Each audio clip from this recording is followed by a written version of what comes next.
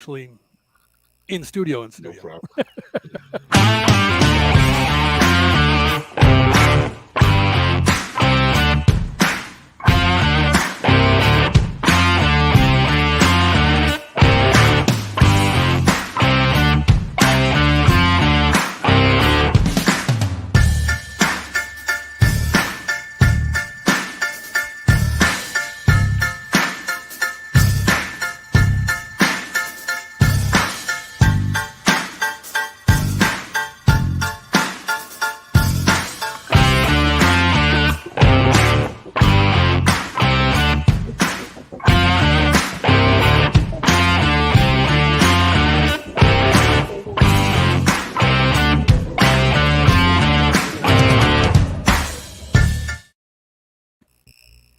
All right, welcome. We are live. Welcome to Skull Island. It is week 14 for us, episode 14.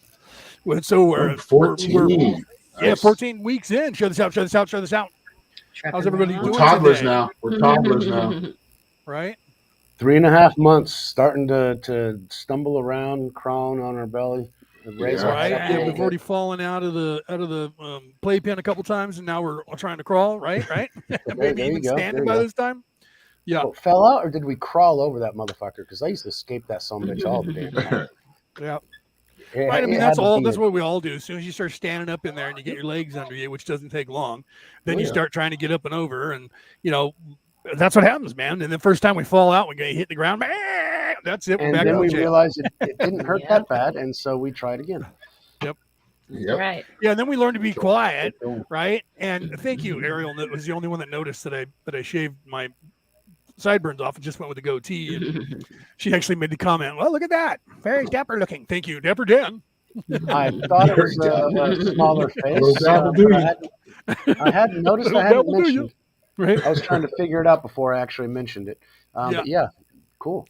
Yeah, So it's starting to get warm, and I'm like, wow, okay, I got to at least take off the sides because that's real hot and sweaty, and so much cooler, right? I didn't take my hair off yet, but I'm starting to get a ponytail back here, but we'll see what happens with that. Maybe I'll cut it off or just keep it and grow it long. I wish I had enough hair that I could do what Aaron does, but I don't have enough hair on the top to do that. I'm What hair? losing it, going bald. No, mine's not getting. I used to be able to grow it down to my close to my ass, but yeah, that doesn't happen anymore. Yeah, things change, don't they, when you get older? Yeah, Things do mine change. My never hair did used to that. be I much just thicker. got an afro. Yeah, right?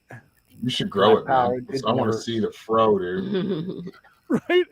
I'd love to see him The with big Latin hair, fro, Mike. I'd dude. love to see you with big hair, brother. Well, it's been a month since I cut my hair, so I was debating whether or not I wore a hat tonight because And yeah, my thank hair you, doesn't Ariel. It behave. does make me look younger. When you saw pictures of me, if I take all the hair off my face, I look Oh, like yeah, I'm 40, if that. Exactly. Yeah, Yeah. As long as you keep the hat on, yeah, you'll look like 35 and shit. yeah, because then you can see my receding. Let me dip down here a little bit. And then they say, "Oh, well, hi, Grandpa, you're like 63, right?"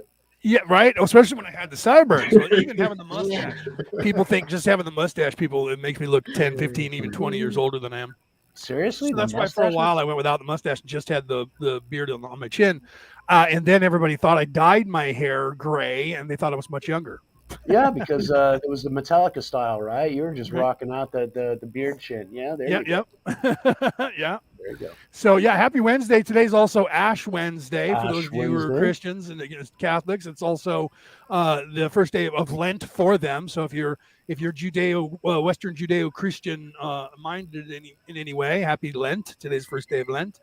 And that whole thing's coming. We're coming close up to Easter, so the Catholics can overwrite the pagan religion and make their God be born on the same day that the pagan gods were born, so they can say, "Look, your God is our God, and it's all the same God." Which, in a sense, when you read the creation stories, it used to tick everybody off that the Catholics changed all their holidays, but the truth is, their creation story and all the creation stories for all the other holidays are still the same creation story. So in a sense, they may have had a little bit more common sense than people want to give them credit for by trying to show everybody that all the religions were really the same. Just saying. Or maybe it was just a cycle here and a cycle there, but it was all the same cycle.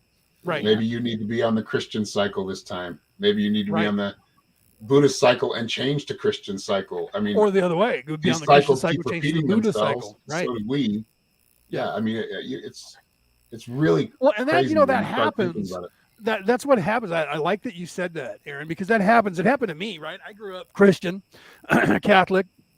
My father said, learn other religions. Don't just do this because it was your family that did this. Right. And I took that to heart and I did exactly that.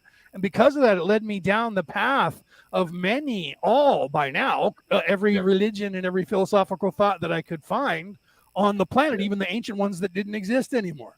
So, Plato, and you need Stoicism. all of those to balance out the real picture of what's going on. So I like Right. that Aaron just pushed that out there for you guys to think about, because they are kind of their own little circle. So it's their own little cycle of what's going on, but they are so similar that the semantics are the only difference between them. They're similar in the Flavor. deeper It's story. flavor, Right, right? You need right. flavor in life, and that's really what it Yes. is. It's Yeah. flavor. What's your It's flavor? it's Different culture, religions that- will focus you on a different portion. Like when you get to the Eastern philosophical thoughts of Buddhism and Taoism, they're pushing you inward, right? They're pushing you inward more than the Western Judeo-Christian religions are.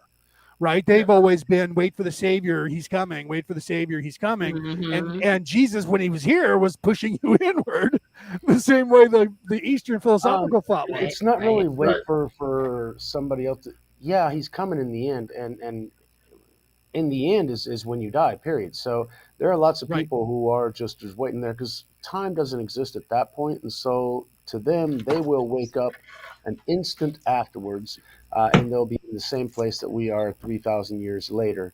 In the Right. same line, waiting to see a mirror of our own lives and sit down. Come here, son. Let's see what you did. Right. But Right. Yeah, come here, son. exactly. Let's But talk that's about that. at the How's it end. working We, out for we you? have an objective and a purpose while we're here to actually make Yeah. heaven on Yeah. earth. Yes. And how we I make heaven on agree. earth, we have to be that seed and that place to where we come from peace and we come from love Yep. and we spread that out to others. We contaminate, we infect this evil and corrupt and destructive and hateful and fearful world. We Mhm. infect it with our love and our mercy and our compassion, our That's understanding, right. and our That's right. empathy. And we Yep. spread that out Oh, to others. amen. And we help others. And we create our little gardens in the middle of all the fucking chaos. Yeah. The world might be burning down and everything else. You can't do anything about That's it. right. There's I'm nothing you sure can we're do all like about melding Ukraine. right now because, Yeah, right. sorry. No, No, but I that's just feel right, like brother. our brains are on the same page, dude, because Yeah. not because we talked about it. I mean, we did talk about, kind of roughly Yeah, what but we the the hadn't reason we planned. results This were. was started all this almost show No, is what because he's talking Leo about. I was just An Leo knows hour that we all ago. vibed. Yeah, an That's I why just- hour we ago, Mike said, "What's the topic?" And I was like, "Yeah, what's the topic?" So, Yeah. so Aaron's right. We That's didn't kinda how we do it. really sit back and go, "Hey, this is what we want to coordinate." We all just kind of Right. went, how about this? And Aaron said, "How about that?" And I said, "Okay, I'm cool with that." And then here Yeah. we are. So we didn't plan this, which is weird because we didn't plan it, and we it did. sounds like our We're conversation sounds like we have a consciously We script. planned it connecting before we and- even came yeah. here. Yeah. The existence and the resonance that you recognize from the very beginning is what Yeah. basically this is all pre-planned anyway. Isn't that all Cycle, times bro. that We've happen been here at the before, same man. In time? some way, in some other place. We've Now, been in see, the this thing is that situation before. my big kind of waking up moment was when my dad took me to the pyramids there in Mexico. So my childhood and everything was in Oklahoma, Lutheran, farmer, small town, that sort of thing. But my dad's from Mexico City, and so he wanted me to know as much about my culture as possible. And a big part of Mexican culture is the pre-Columbian culture, the cultures that were there before the Europeans showed up. So we got the Yes. pyramids and we got the Paleolithic Museum there in Mexico City, which is absolutely fantastic. And while they were digging for a subway line, they found another fucking pyramid. While they were doing the subway line, the entire city was built on top of the pyramids Yep. that were there before. Now, wait, what city was this in? Mexico City. That's what I thought. Okay, I just wanted to because I for half a second there I wasn't paying attention. I went, wait a minute, is he talking about Mexico City? I need a clarification. Okay, go ahead. Yeah. But before that, because that was in the 80s, whenever they found out Yeah. they were actually digging deeper and deeper subway lines, we had already visited Tulum and Chichen Itza and all the things down in the Yucatan Peninsula and everything else. And so you get up close. And I actually, back in the late 70s, early 80s, I was actually able to get down into the tombs and you see how small those caverns and those places are, and you see the writings on the wall, and it's still there.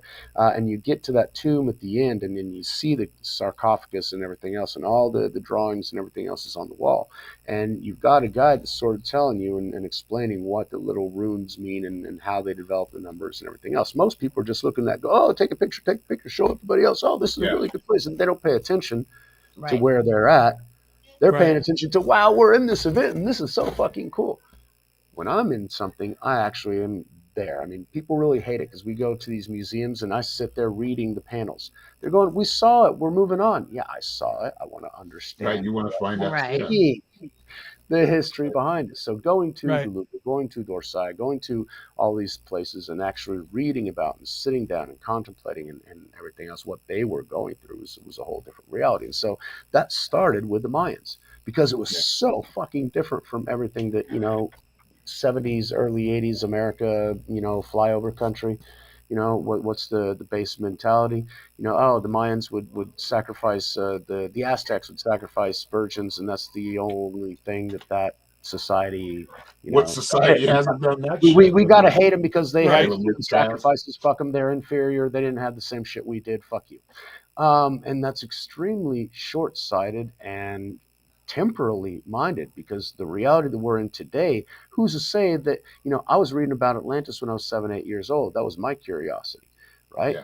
They had flying vehicles. Everything was on electricity. They had all their information on crystals, and their civilization was advanced as fuck, which makes ours pale in comparison. Oh yeah, but that's Stone Age and bullshit. We think it's Stone Age because that's what we've been fucking taught, and we think this evolutionary progressive cycle is unidirectional. No, you can go backwards too. Like, Einstein said, the Fourth World War is going to be fought with sticks and stones. Right.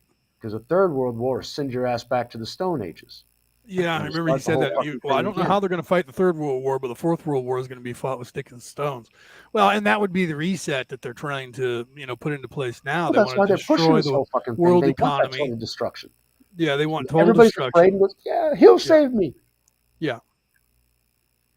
Some UFO coming down from the sky. But really, there is no end. There's just cause and effect, cycles and cycles. Whether it's on this planet or it's in this universe or it's it's all the same. Off other parallel universe somewhere else. Yeah, it's that experience. It wasn't this old parable in Greek mythology about the guy who was punished by the gods and he had to push a stone up a wall, and his energy would just get exhausted by the time he was almost at the end, could never do it, and then he'd go up the other side and try and do it, and he was literally the entire time trying to do the same thing and never getting out of the same rut. And that's what we need to talk about. It's those spirals that I usually mention. Those can be the places where we lose ourselves and do not continue our journey forward. They're the things that we end up focusing on because they're comfortable, because we like them, because we want to stay in that moment as long as possible. And we stop the journey and the growth for the ultimate destiny that we're supposed to look for. I mean, fuck, look at me. I loved my teenage years. I missed my childhood, and so I've been living my teenage years for 35 fucking years. It's about goddamn time to grow the fuck up. But I don't want to. Everybody's got their own things about that, but the journey, we can't have 4, 5, 6 lives to figure something out if we can identify the spirals in this one. Now, my big problem is how the fuck do you get out of the spiral? Well, it's not. I don't see. It's not getting out of the spiral. It's just, it's more not getting out of it because you're in a spiral. But what you have to realize is that the spiral goes in both directions, but they all go back to the center, to the one. So the truth is, it doesn't matter which path you take. One will take you longer to get there, which is the negative path, and the other one, which is a positive path, will take you a quicker place to get there. It won't take as much time, but it's still going to take almost the exact same amount of time, because if you get stuck in this place, and it's not that you're caught in the spiral, it's more that you're caught in the fractals, which is the opposite side of the spiral. There's negative spirals, and spirals just forward spirals and backward spirals. Or in reality, I would call them. What you're talking about is a negative loop. You're talking about a loop that just keeps going in the same direction. Loop that people get into these loops and they never get off of that and onto their path. That's mindset and perception. That's them not jumping past. And that's a self-destructive mentality that many people have. And so we have many of these branches that go off. And what happens there is once the pendulum swings and everybody is pulled really, really far away from the light, you can't help but go in a circle. That's what their intention was this whole time, was to make us godless, so that we would not have any faith and wouldn't have any hope. And then all the religions are teaching you have no faith and no hope. And then, even aliens coming down in 1947 is telling you have no faith and you have no hope. So you're going to just stay there in that cycle until the cycle is over, because it can no longer sustain itself. And that was the parable with the rock trying to go up either side, is that if you don't have any faith, you'll never get the rock up the side, because you believe every time that you're not going to be able and you can't do it. And then you go back down the other side hoping to get a run at it, and you go up the other side, but you never get past the same point. And the reason for that is because you have no faith. You have no God in you. If you then turn back to God, you realize that the rock is only a pebble, and that you were the rock and you were the problem. Do you understand? Yeah. So you have to get out of your own way. There again, is reality holding you back. That mindset and that perception. We've been promising that for what, 6 months, Leo? Well, it's okay, because we still have some more time before the end of this cycle. However, before that, we've already got one. I want to read something to you guys. I want to read something to everybody. It pertains. When you're ready, go ahead and finish, Mike. Aaron, you got to put up the Sacred Awakening on March 19th for us. Yes. There you go. We're all putting it together. Exactly. Yeah, check it out. It's only $33. That's, for a day retreat online, and all the knowledge you're going to learn from all the research and all the study we've put in it, and the experience we put in it. You can hear Mike. He's been around the world. He's experienced a lot of different cultures, a lot of different places. I'm sure he has a wide, from what I've already heard, from what I've known of him already in the last 3 months, he has a wide range of information and knowledge that he'll share, and so does Leo, and so does Leanne Curtis, and so. And then they froze. Hey, power-packed panel that will be there. It'll be all of us plus Leanne will be there. Leanne Curtis will be there. You guys should get your tickets now, because they're on sale. And it's I don't know how many hours we're going to go in that day, but it's a single day event. It's not going to be too overly long. We're not going to go 12, 14, 16-hour marathon or anything crazy like that. At the same time, it's interactive. You tell us. And it's interactive. You guys need to know that. And we can, help you specifically instead of just the generalities that we have to keep things to normally. Yeah. Sorry, Aaron, go ahead. Oh, so no Aaron wanted to read us something. We were talking about cycles. And this is my favorite. It's one of my favorite cards. Anyway, and maybe you can find it and show them. I just wanted to read a little bit about it. Wait, hold on, Aaron. Aaron, put that picture back up on the screen again. I'm going to put you on full screen so people. One second, I'm going to find the bigger card. Yeah. Oh, okay, cool. Okay. Let me know when you're ready, and I'll put you guys on full screen. What's the name of the Chihuahua? That was Winnie, and then that's Blue. That's a nice image. Yeah. Look at that. All right. That looks like a henge, right? Like Stonehenge, but not quite as another henge of the version. You also those are creation circles in South Africa as well. Yeah. Okay, when Michael Tellinger discovered, where he believes Adam and Eve were actually created through, Michael Tellinger's a whole other reality y'all have to be able to get into eventually. But basically what he was hypothesizing is that's good. Stones. That's a beautiful image as well.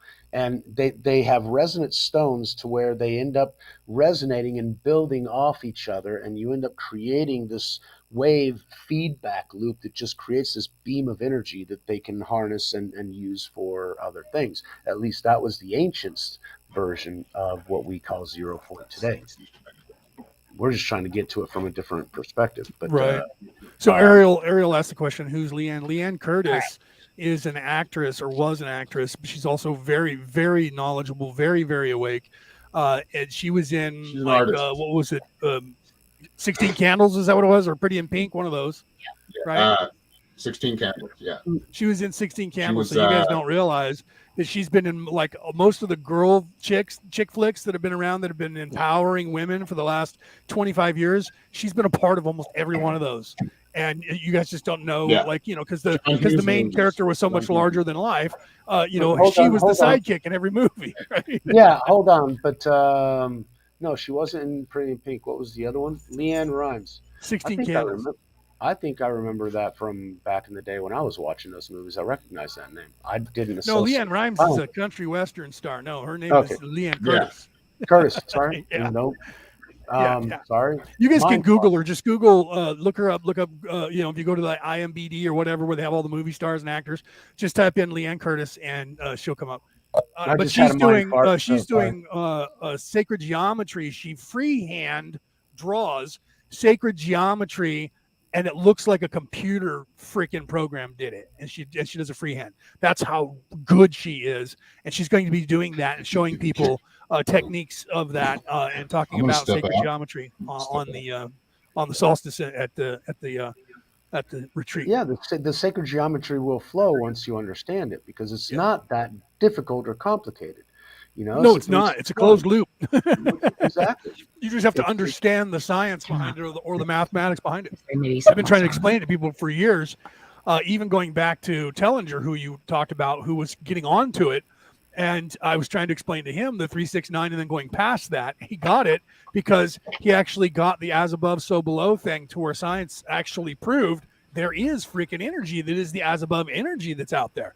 And that there's an energy field that is the as below energy. So they've tangibly found it and know that it's real. So all these religions going all over the world talking about the energy of as above, below, and as below, you know, or so above, so as below. It's supposed to be as below, so above, by the way. Even in the Christian Bible, it's said that way. It's backwards.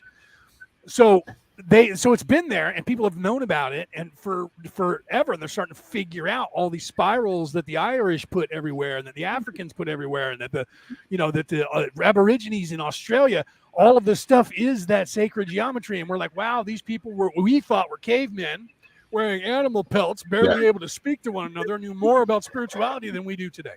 All right, so Aaron, you didn't get to read what you were wanting to read. Please read what you. I know I've had some network issues. Okay, so. We were talking about cycles and how, you know, you were talking about spirals, which are like the death spirals. I know what you're talking about, but this is a depiction. Hold on. Move it over to the other side. It was better in the center. There you go. Yeah, there you go. Hold on. I'm going to put you in full screen again. Right there was good. There you go. Nice. Medicine will circle around you as you step within its sacred space and feel part of the continuation of life. Life is a circle. What goes around comes around. When you can accept this, you are more able to learn from each situation you encounter and can move forward. Allow Medicine Wheel to cement your personal philosophy and beliefs as you offer it your prayers and intentions.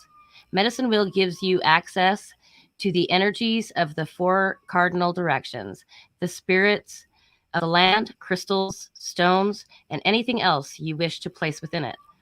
Imagine a piece of land that is sacred to you, and picture yourself building a personal medicine wheel on it. Or you may wish to build one for real.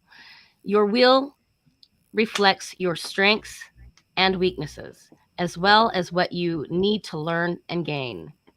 It is a shamanic map representing your life, a circle of awareness, and a wheel of the year. When you walk within the wheel, your direction will align with your great powers of spirit. Continue balanced as a part of your circle of life. Medicine Wheel speaks. Build on mountains, land or mound, continuing to come around. Life's a circle, walk the wheel, connect with spirit, learn and heal. So that's the cycle that I see. That's just beautiful. Nice. I like that. When I see cycles, and I mean, what people don't realize is when you're stuck in that. Let's go back to what Mike was talking about. When you're stuck in that spiral that is just a continuation, and you're like a broken record, and people get caught like that. And the problem is that everybody got caught like that. We just didn't realize what was happening. So we like to judge other people, and we look and we see somebody who maybe as an alcoholic or a drug addict or a criminal, and we want to judge them and say, "Oh, at least I'm not that. Those people are just pathetic. They're just bad for themselves, and they're gonna." But you don't realize you're doing the same thing. You're just not doing it the way they are. And that's the whole judge not lest you be judged thing. Cast, let he who is without sin cast the first stone. All of that stuff, you have to realize that person is you. It's a reflection of you. That person's stuck because you're stuck. If you weren't stuck, you would have already realized that they're stuck with the second you saw them when you were a child. But it took you to get where you are in your development now to start looking at other people and going, well, my life's not that bad. Well, it's not, but it is. It's still the same. You're still stuck. We all are stuck in the beginning, and this is the cause and the effect that we're talking about here with the name. Is that everything was designed, and we tell you this over and over and over, but everybody needs this, because I needed it to be told to me over and over and over right in my face for 54 years before I went, what? Oh, there it is. Over and over again. Yeah. And so I don't, it doesn't bother me that I have to talk in circles every time I'm on the air, because it is very important that everybody hear it and actually hear it, not just listen to it, but actually hear it. So when you're talking in circles, you're also covering different aspects that people can actually perceive it in. Right, one of the things because you're at a different level of vibration each time you do it. One thing that irritated me about books whenever I was reading them is because the author would repeat the same thing in 3 or 4 different formats, and I'm like, I got it the first time. Dude. First time. Why are they doing this? You're just trying to cover those. That's it. That's expanding that cycle, expanding that circle, right? But what I didn't understand back then is that not everybody is like me. All those different versions of that. Somebody wouldn't understand the first one. Maybe they'd get the second one. The third time they mention it, they're like, oh, wait, I think I got that. And the fourth one, we get somebody else who hadn't seen it, and there were different perspectives. And so I hadn't understood, because I got all 4 of them, right? Yep. And so I'm like, God, you're just repeating yourself. This is, what do they call it? Metaphor. Parables. No, clickbait. They just want to sell more pages. It is clickbait, but it's a parable that Jesus spoke that way. If you look at anyone in history that was a good orator of any kind, or when they were opining, right? So if they were speaking or writing, you'll see that they do that. They talk in parables, and the reason for that is they understand that what Mike's talking about here. They understand that people, and Aaron said this, every single person hears and perceives things differently. And that's what Mike was explaining to you right now, how the different vibration or the different way that was being told to you, you may not get it all. Some people may not get that at all until there's one that they resonate with. And then it clicks usually, and they go, oh, wait, that was what he was saying in that other one too, huh? Oh, okay. And then they're like, well, why did he do that? Well, for you to get caught in there somehow and get the message to you.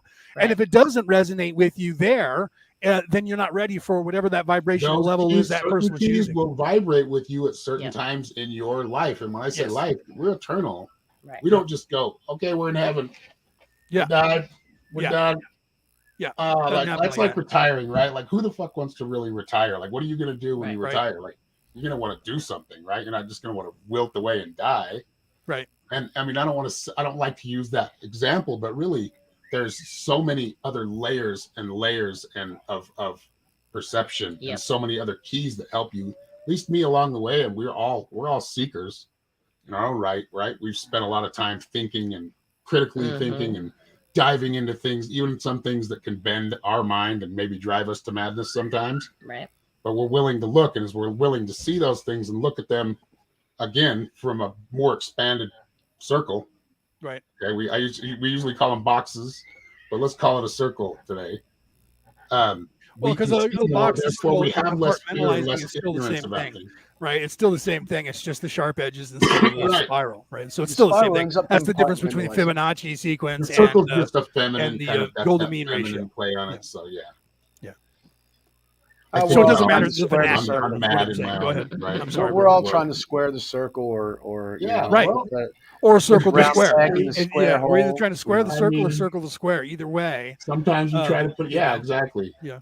Well, see, and the beauty of it is the progression, right? Here's the progression that Aaron was talking about, and Mike and myself, is when you're a baby, you don't know, and you don't have much wisdom because you're veiled, right? So you might carry some over from a previous life or a past life, or maybe a couple of lives ago. So that kind of adds to your personality in different ways. You've seen people that are like Aryan, and they're all Japanese tattooed, right? They love Japanese everything. Chances are they were Japanese in either their last life or the one before that. Okay. That's usually what happens. They bring that culture extraterrestrial from some other planet and being like, okay, what the hell is this body I'm in now? And not even really having consciousness of it. But see, there's something that interested me. You were talking about the portals and now that we're getting into Lent, which was the 40 days of really sacrificing and dealing with his own inner physical needs and desires and everything else. I mean, he was out in the fucking wilderness. He wasn't doing shit for 40 days. Not eating, not drinking, just contemplating and meditating in the middle of fucking nowhere. He was, taken up to the tallest point and said, I'll give you everything. Why? It doesn't really matter. I mean, it's not about control. It's about, being where we are and doing what we can with what we have around us at this moment. Everybody's always thinking about, over there and the other place and this guy over here and that guy over there. And it's always pointing at everyone else. And in reality, none of that really matters. I mean, I don't want to get into the Buddhism thing because I really am Christian, but the point of all of these different aspects give us a different perspective of one central truth. And that's one of the things that I talked about with a friend of mine back in 2000 when I was doing ILOC, biometric security for computers, too long ago. But the thing was that you want to get into... No, I lost my train of thought. I'm sorry. Go. That's all right. So while you're thinking about that, I can fill. So as the progression goes, when we first start, we're veiled, so we don't know much. And that, of course, was when the people, the powers that should not be, came in and took control, because that was when you were sleeping at your most vulnerable, before you start your awakening process. And that's when they came in and put that veil up, and a second veil, which is AI. Which is holograms, and then that is not allowing us to break out of what Mike was talking about earlier, is that cycle of destruction, because you don't know that you're in a cycle of destruction because you're not waking up to it. And the only way they can do that is to pull everybody away from the light while doing so. And that's what they did. But we asked to be pulled away from the light because each one of us wanted to know the power of our own light. Whenever you're there in the middle of the one, you don't know how bright you are because everything else is so damn bright you can't see how bright you are. Right. But you want to know your own shining, your own brightness. You want to know your own light. Right. But for that, you got to be in the middle of the absence of light to find out how strong your light is. So that you can then discover your own true light, and then light that light, and then continue until you raise back to the one, and then you'll understand. And that's what we're in the process of doing. Exactly. But we get thrust into the darkness so that we can see our own light. And then in the end, and that's also, you have to remember, that's the path Jesus took when he was crucified, sacrificed himself, went to hell, found his light, broke out of hell, and went to heaven. That's what we're doing. Yeah, see, he already had his light when he went down there. He was lighting other lights that were still down there, right? In order for those that would accept, showing us the way. Even down there, they wouldn't accept him. Okay, and so that's all right. But what happens is that he also told us, it's like the vine. A branch cannot give fruit if it's disconnected from the vine. Right. So in the end, what we realize is that our internal light, the one that we're so intent on identifying and finding out what is, actually isn't ours. It comes from him, because it's just coming through a different filter, which is this meat suit, which is the filter, right? And so without the source, we have no light, and that's something that people don't really realize. That's the secret to the cause and the effect of what's going on right now. Everybody thinks, oh no, we lost the AI war, we lost the temporal war, we're all going to die, and we're going to be stuck here forever. No, and Mike just said why. The back door to this entire project, this entire experience, is that nothing can be done that doesn't come from the source. And those who act without the source can't do anything. Hence the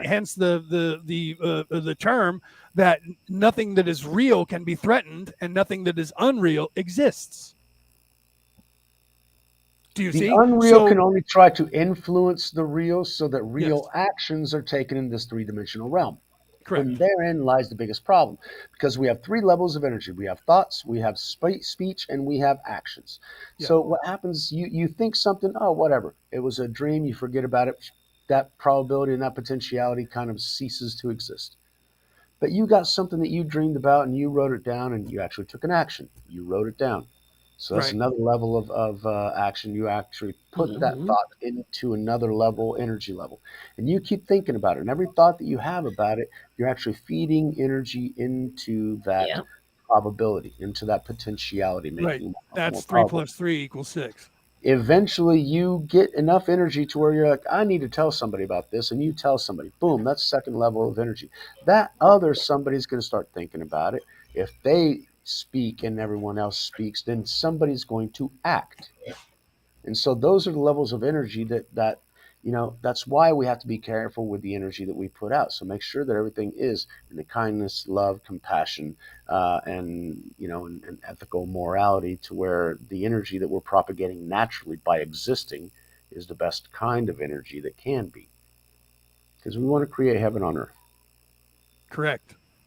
And that's Well, a I state think of what mind. where You guys really, need to realize that. It's a state of mind. It's not a place. Yeah, It's a state of exactly. mind. Exactly. Yeah. Because we I see make it as, it is. It's a state of mind, and Yes. it is. Yeah, it's already here. Like, yeah, we it's have already to here. be able to get all the muck out You of our just have head and to feel it and ourselves to see it see it, and experience or it. help create it, or help add to it. Yeah. But the programming tells us that what we have isn't enough. We need Right. more. We need the newest. We need the baddest. We need Consume. more. Consume. And then Which is just why practice the we food believe that it and we eat. repeat it, and we I cling mean, on to that's. those thoughts, take actions towards those ones. Sorry, go ahead, Norma. I didn't hear that. Repeat again. Oh, I was just saying, I was just kind of talking with you, agreeing with you, basically. Yeah. Sorry. She was reiterating I what do you that were saying. sometimes. Just Think like I about was. cause and at the same effect. time. It plays a part in our everyday lives all the time. It's happening. That cause and But effect of that's everything, whatever some that's one people of the call things that. karma. What's one of the things that I felt down here, and it took me 10 years to get out of that app, because it was 25 years of programming in the U.S. Yeah. with this in North America, because Mexico is very similar stuff to the programming that the U.S. does, and that sort of thing. You can sense the differences, which is how I identified the programming and trying to stay out of it. But even then, I wear jeans, and I wear Levi's jeans and Nike shoes, because that's what my programming when I was a kid told me I wanted to have. Right. To this day, I'm still following the fucking program. All right. However, being down here away from that allowed me to disconnect from it a little bit, and realize that there is more to life than all those things. And that's one of the things that I liked about this region, because one of my friends told me, who are you? And you start explaining your career, your resume, and no, that's what you do. Who are you? That's what you do. That's not who you are. Yeah. They said everybody's got a fucking job, but what matters is who you are in the weekend or in the evening when you're not working. That's who you are. Who you are in the dark, who you are when no one's looking. Yeah. And that's something that wasn't normal in US or Mexican culture. Right. Okay, that was completely different. And I like that perspective from a certain point of view, because it's like it's not what you do. What you do is a result of who you are. Yep.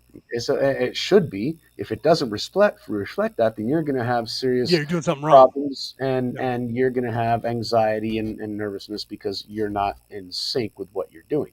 But that all starts with who you are, right? And so that was a thought process that took me a while to be able to understand, and being able to meditate in the middle of the forest allows you to see things a little bit differently outside of the spectrum of the stress. And I got to get that new car, and I got to get that TV, and I got to get a bigger house, or I got to find out how to move and why to produce. Why? What are we producing? Right. I mean, what were the fundamental reasons behind the struggle that you're going to? Are you really producing to feed the machine and feed somebody else's profit margin? Right. Or are you working to make your life and the life of those around you significantly better? And you can do both. For those of you out there who are like, but I'm stuck in a job that I hate, and how do I get out of this? That's the part where you sit down and you have planning to figure out what you're going to do, but that you can always do something to better yourself despite the job that you have or happen to be stuck in. Right. Well, I thought this was going to be the job, and it didn't work out. Now I realize that I'm like trying to sell my soul in this job. You can still do that while you can prepare. Right. I did that when I was in retail, and I was in sales, and I realized, even as manager, that I was trying to lie to people to make money. And I'm like, I can't do this. I need something else. Right. But I stuck with it for a while. And I was like, well, maybe I can make this work on my terms.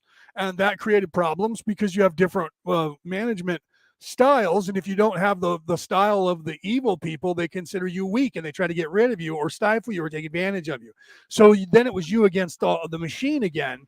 So then I said, well, how do I fix this? Well, I said, well, the first thing I have to do is take control of this on my own, to my own terms. What's my biggest issue right now? Well, I was working 12 hours a day, no weekends and holidays, nothing off. And I said, I need to just get back to nature. So I took a job in construction and maintenance so that I would be outside in nature. I took a half of my pay cut, but I only worked 7 in the morning to 4 in the afternoon. I had all weekends and holidays off. Right. So that allowed me at that point to then further myself. Less money, but more time. Way. Yeah. That give and take, right? Less money, but more it's time. That give and take. Yeah.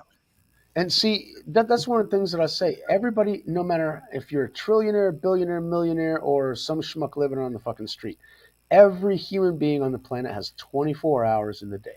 That's right. That's all they have.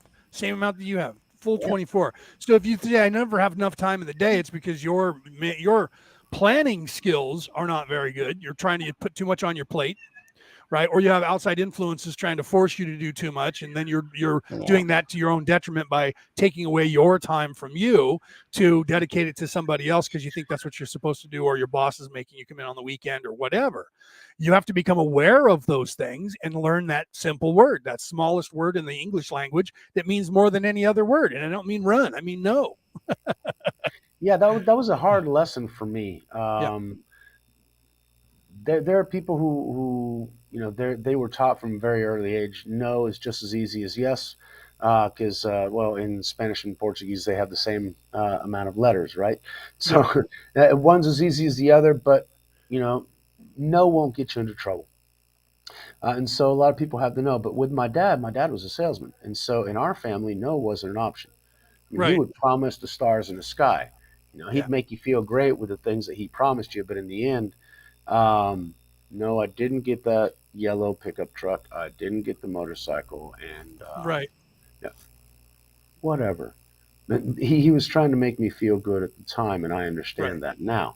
But that's all part of the sales. That's all part of who he was, and that's what made him a successful individual was that ability to motivate people's imagination and get them to follow. Well, and they do the same thing to us online on television and movies, where on the opposite way around.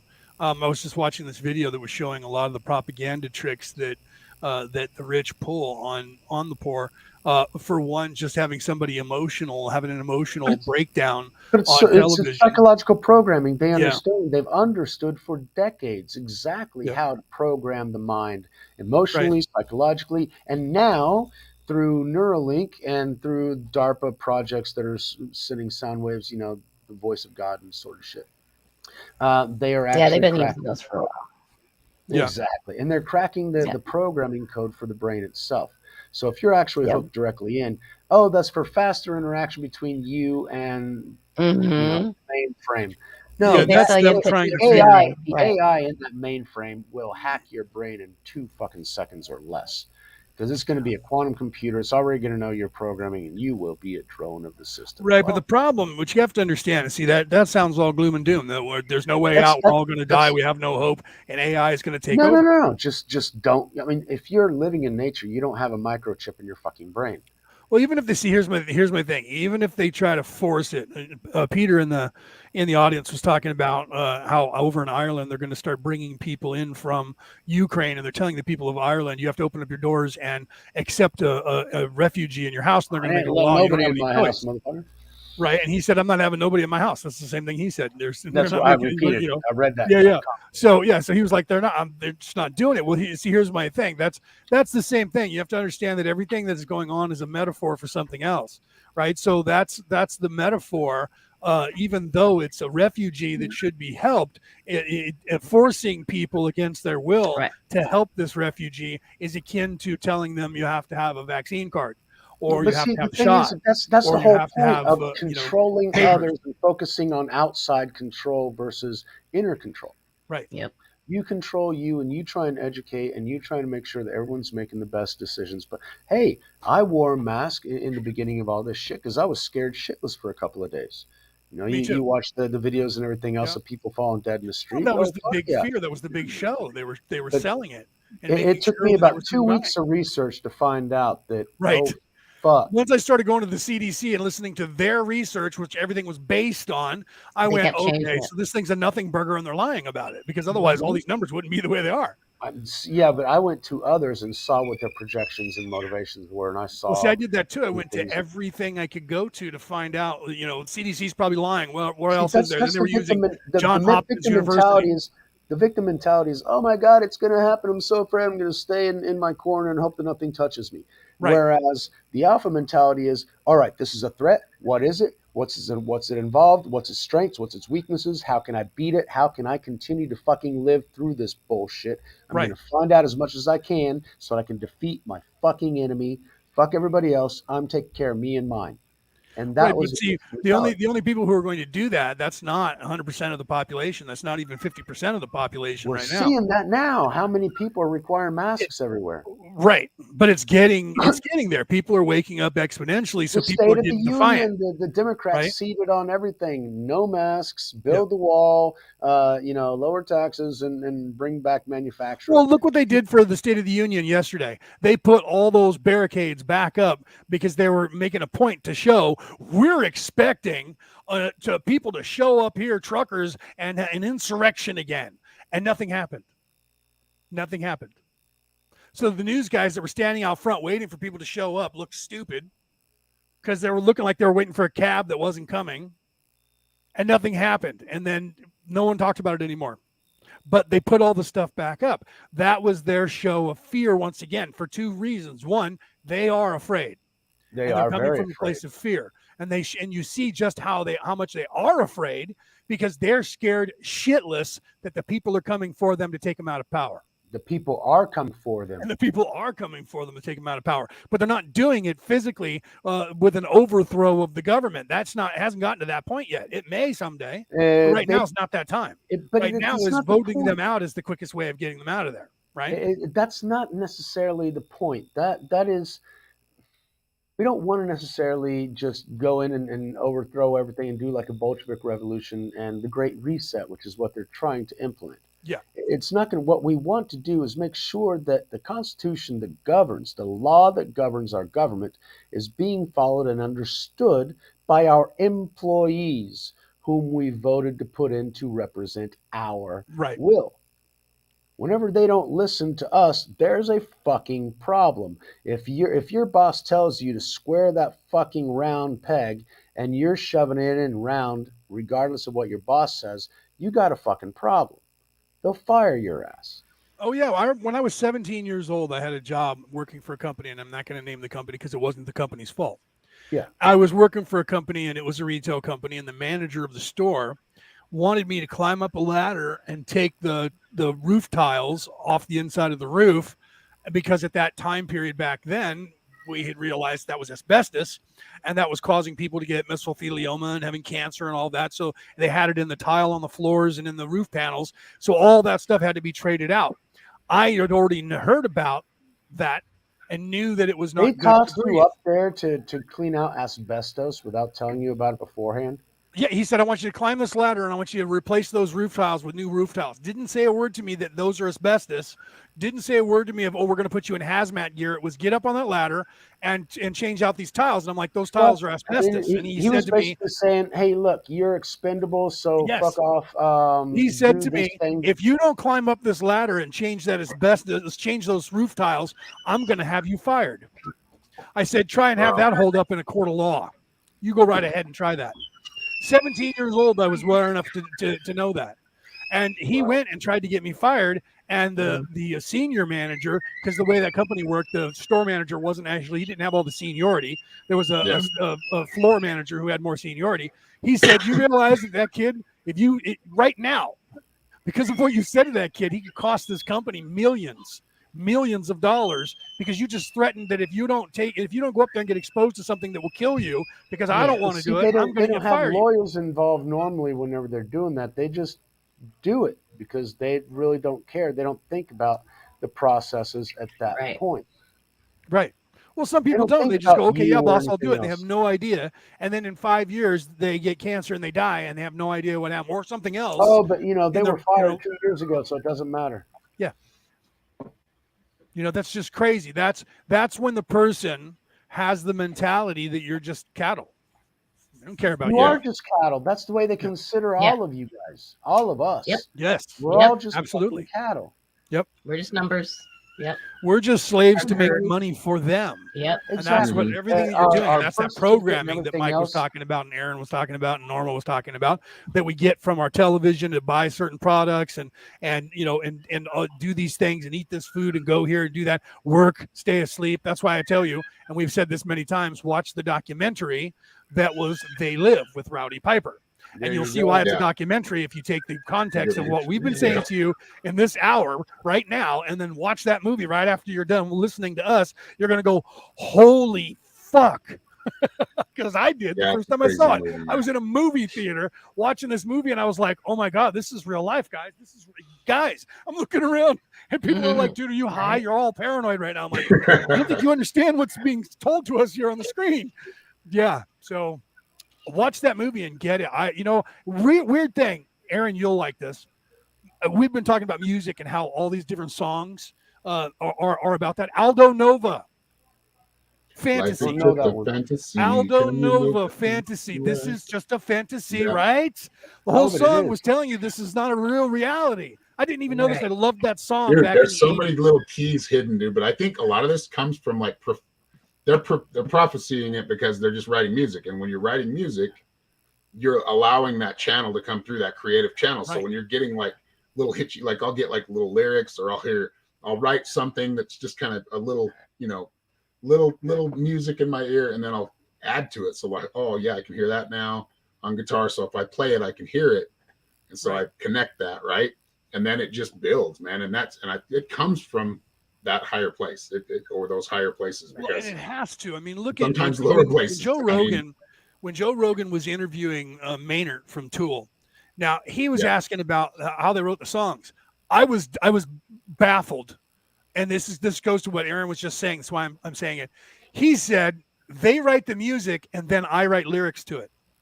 And Joe said to him, "Wait a minute. So you're not part of their creation at the same time. You're not coming up with, like most bands, the writer, the guy writes the song, has the lyrics, and then adds the music to tell the story." He's like, no, they decided the story with the music. Then I listen to the music, and then I write what the music is telling me to write. Right. That's insane. See, I've done it a bunch of different ways. Like I'll start with a keyboard and start with a bass line, just hearing it, and then I'll add guitar to it. It's cool to write from different like perspectives because you get different sounds from that bass, those bass root notes. You like if I create it on a guitar and I just play a bass line or whatever, a rhythm, and then I add to it, I'm going to add a lot of crispness to that, right? It's going to probably end up, putting a lot of like that mid-range and that crispy kind of sound, right? But there's other songs that I can start on my guitar that come out sounding, really rough, or not rough, but edgy, like more edgy, kind of gritty type of that's like right with hooks. Is that gritty blues? But whatever instrument you start with, it seems to make different. Like it's still the same sound, same but it makes different sounds, dude. I don't know how else to explain it. I don't know. It's a different vibration. Because it's a different sound. It's a frequency, but it's doing the same thing, is what Aaron's telling you. So you're starting from that root instrument and each building one is doing the version that they are. Like the percussion is doing the same exact dynamic, the same mathematical equation. That's the beauty about music, and they figured that out thousands of years ago. Why? Because one instrument is going to have one harmonic. One drum is going to have one rhythm.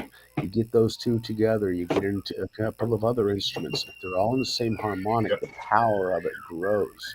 Right. Yeah. Well, whenever you find bad music to where nobody's in harmony, that bad fucking band that you paid $30 to see, and it comes out the speakers, and you're going, no, I guess they edited a whole lot of shit when they were making. Yeah, these guys weren't as talented as we thought. It was all studio. But you know what? The truth is, that's why people can just jam. Right, that's why people can just jam, because you show up, you don't even know people. I've done this many times. Going to different Irish festivals, music festivals. and everybody would sit down with different instruments, and all of a sudden someone would start playing, and Yep. and you know the harmonics, you know where they're going, Yep. so you know what your instrument needs to add to this rhythm that this person or this percussion or this whatever, and so you start playing, and then other people pick up the pace, right? Yeah. And that's where when you have a band, then you have different writers, and because I've written songs where I've written from the music, that's what I was trying to get to, but I went the long way. Anyway, now I got this is a long podcast, so we're good. So, and then I've written where I've written the lyrics first, or somebody brought me lyrics and I wrote songs to them. Because I used to write, I wasn't in like Hollywood or anything, but I used to write for small studios, little independent studios in my area, like a singer. And so I've been around it pretty much, most of my adult life. And yeah, it's funny watching the creative process happen. I mean, a lot of the times people go, like I was writing for our R&B songs, and they were doing a lot of rap stuff in there too, or hip hop. So the guy, basically there's like one whiz that works on this like MIDI keyboard, and he can get so many sounds out of it. He just creates a beat. So it'll just go bump, bump, bump, and then he does the other beat, do, it adds, he just keeps layering it, and until he has a beat, then he gives it to the hip hop artist or the R&B singer, and hey, what do you think about this? Can you write something to this? And so they give me those samples of things that they wrote, and here, write some music to it. So you can do it both ways, but some people are very like strict about it. Like Elton John and his writing partner. I mean, Elton John, his little cabal shit. Yeah. Anyway, let's look past that for just a second. But yeah, they are. They write, like one writes the music and then sends it to them. I think he sends it to Elton John, and then he writes the lyrics to it. Or vice versa. Can't remember, but yeah, it's pretty weird how they do that. Like some people are really Julie had made a comment about Tool. Tool is off the charts, crazy talented, and the drummer Danny motherfucking Carey is quite possibly the greatest drummer in the history of drumming. Especially if you watch the videos that they have out from their last two albums, right? That's insane. I've played that stuff over and over. I've watched that. What is that song? It was Numa and another one that they did where Danny Carey's drums. He changed all the drums, the sequence, so his hi-hat is not on the left side, so he doesn't have to cross over himself ever. So that's why he did that. His hi-hat's in the center, and then he's got regular drums, and then he's got the electric percussion drum. He's got whole sets of this stuff. During that one song that I was mentioning, and this is what Julie was referring to, I'm sure, he gets to the point where he's playing two separate, complete drums, one with the right hand and one with the left hand. That guy's not even of this world, dude. That guy's yeah. So he's literally playing a rhythm with his right hand, and he's going tuka taka taka taka tuka taka taka taka tuka, and then he's hitting the hi hat, and he's also hitting the bass drum, and then his left hand is over here on the other side going taka taka taka tuka taka taka tuka, playing the opposite. Like an offset with when people do that with the drums, where you have the offset. He's already basically he was doing it opposing with he's the already rhythms. Put his right hand into autopilot, so he doesn't even think about that anymore. He's just doing that. He's just doing it. He's just going. And then over here he's doing the same thing, and he's just sitting there with a smile on his face when he does it. Right? Yeah. He looks like he's eating a hamburger, and he's all happy, and he's all and none of us can do that. I can't do that. A hamburger and being happy, because that's how he feeds, man. Yep. Well, and he wears the number 33 for the same reason that Larry Bird wore it, and that has to do with the spiral, the double helix, your DNA. Seriously, I never knew about that. But yeah, I love Larry Bird, but I never realized. Well, and if you count the beats of that, he's into 32 time, guys. Wow. I don't know if you guys understand that. I know Aaron should understand it. He's into 32 time. And he was doing it with both hands, so it was truly 64 time. No one can do that. It's bad enough to try and do a freaking 4 time or 8 time, but getting into 16 and then up beyond that is insane to be able to do. Some of those people, you're like, you're a robot, dude. You're not even real, right? Yeah, but see, that's what he was built for. Now, if you give him a math quiz, he's gonna fucking fail. Or if you ask him to, identify Uzbekistan on a map, he's gonna go, "Oh, what?" Yeah, he may not know, right? I don't know. Some of those guys are highly. They might. Now, Alice Cooper is one Maynard's more woke than all of us put together, bro, and he's just the lead singer over there. So which one? Yeah, no, man. Which one? Those guys operate at a higher level, and they have to think at higher levels. I don't know. It's I've met a couple of them, dude, and it's almost like they're like, I don't know how to explain. If they Like, are, I've met then lower level that would guys. be I've met higher level fantastic guys to too hear. when they were on top, you know, in the entertainment industry or whatever, music industry, like performers. You know, like I'm not gonna. Yeah, you know, when it comes to the creative arts, they are this like is where like this goes back worlds to 'cause what they have Aaron to was be, saying dude. earlier about the creation, and then Mike was too, as a matter of fact, and so was I. But when you're creating something as an artist, right? Yeah. You have to be creating from that place, like Aaron said, and you channel. I realized that when I was writing my books that I was channeling that shit more than I was thinking it up in my head. Okay. Yeah. Especially when I would say, "Oh, I just changed the plot line in the chapter 4, but in chapter 1 I set it up differently," and I go back and read my own shit and realize, no, I had set it up the entire time exactly perfect for that change that I thought I just made. Right? Yeah. That means I was channeling it before and making a correction later in a place where I wanted to change something, but I had already fixed it before I wrote it eventually because it was already programmed in. So what happens is you can't help but end up on that. If you're doing it right, people know that and they listen to your stuff and go, wow, that was really good. It's the same thing when someone makes something and you go, this is good quality. Somebody put time into this. How do you know that? You can sense it by the vibration that was made with love. This was not run off an assembly line. I've said this several times, before, but it is true. So when someone is creating from that place, then where you are spiritually is you're locked into that spiral. You actually have to be in that place. And then what happens is that place takes over in you and you create something beautiful that people lock onto. Why? Because the message that you're sending is coming from the source. When Adele talks about that, and just recently when she did that show and her comeback show in LA, she talked about that with Oprah about when I'm singing. She says, when I'm writing my songs, that's not me. She says, that's coming from above. Mm-hmm. I channel that stuff. She goes, I wish I could write that. You're all that's coming through you, like basically, and it is you. I mean, you are the vessel to use. That's what because you're willing to tune into it. But it does come through with your flavor too, like your style. Like there's things that I can hear in my mind, and I can try and play them the way I'm hearing them. I'm no, this is the way I'm playing that. Some of them I'll spend hours trying to play it, and will eventually get it. But some things I'm just like, oh, okay, sounded here. How I'm playing it here, it's the same thing, but it sounds different here. And that's that whole expectation of things, like you got to understand there's still laws to things like music that you can't, there's certain things you don't want to break. I mean, like Jimi Hendrix said, if you miss a note, you just slide down one fret and you'll find the right place. I mean, that's a cheating way to do it. If you're first learning, for all you young guns out there playing, guitar players. Right. Yeah. You miss a note, from the beginning, either bend it up to the right note or either slide it down or up, and But see, Jimi Hendrix is one of the, what could be considered one of the gods of the guitar, right? Mm-hmm. I mean, that guy is who everybody fucking follows. Now, it's like Bruce Lee with martial arts. You're going to understand because they have a deeper understanding of it. Now, somebody who's starting off, they want to do everything perfect from the very beginning. And that need for that perfection that their professors ask for is part of the thing that hangs them up. Because any mistake, all of a sudden, oh, no, I'm not good enough. I can't do this. It doesn't fucking matter. Everybody started down there. Continue. Work through it. Yeah, I had all kinds of wrong fucking notes when I was playing trombone. I tried to do it alone in the afternoon when nobody could hear me and everything else because I was embarrassed of myself, to be honest with you. Because holy fucking shit, it didn't sound anything like what it was supposed to. So I'd practice at home and nobody's beforehand. Takes practice. You have to get over your fear. Then you have to get comfortable. Then you have to get experienced. Well, and then I never made first chair, and it really pissed me off because 5 years of band, and I never made first chair. The best I got was second chair. It was generally second chair.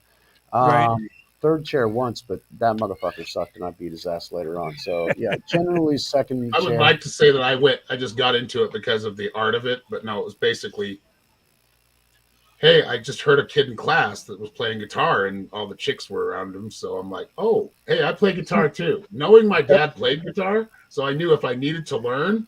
So that was my motivation, was like, I want to learn how to play guitar. So I went, Dad, you got to teach me how to play guitar. My youngest wants to play the guitar, and I keep thinking, there's nothing better than a bonfire on the beach, and you say, oh, wait, I got my guitar in the car. You come out and you start playing around the bonfire, and everybody, man, I mean, that's like the party. I was the exact same way. I picked up a guitar. Trombone doesn't have the same because effect. When I was in school, the kid who walked in with the electric guitar that was going into band class, he was the long-haired hippie, and all the women dug him. And I went, you know what? I could do that.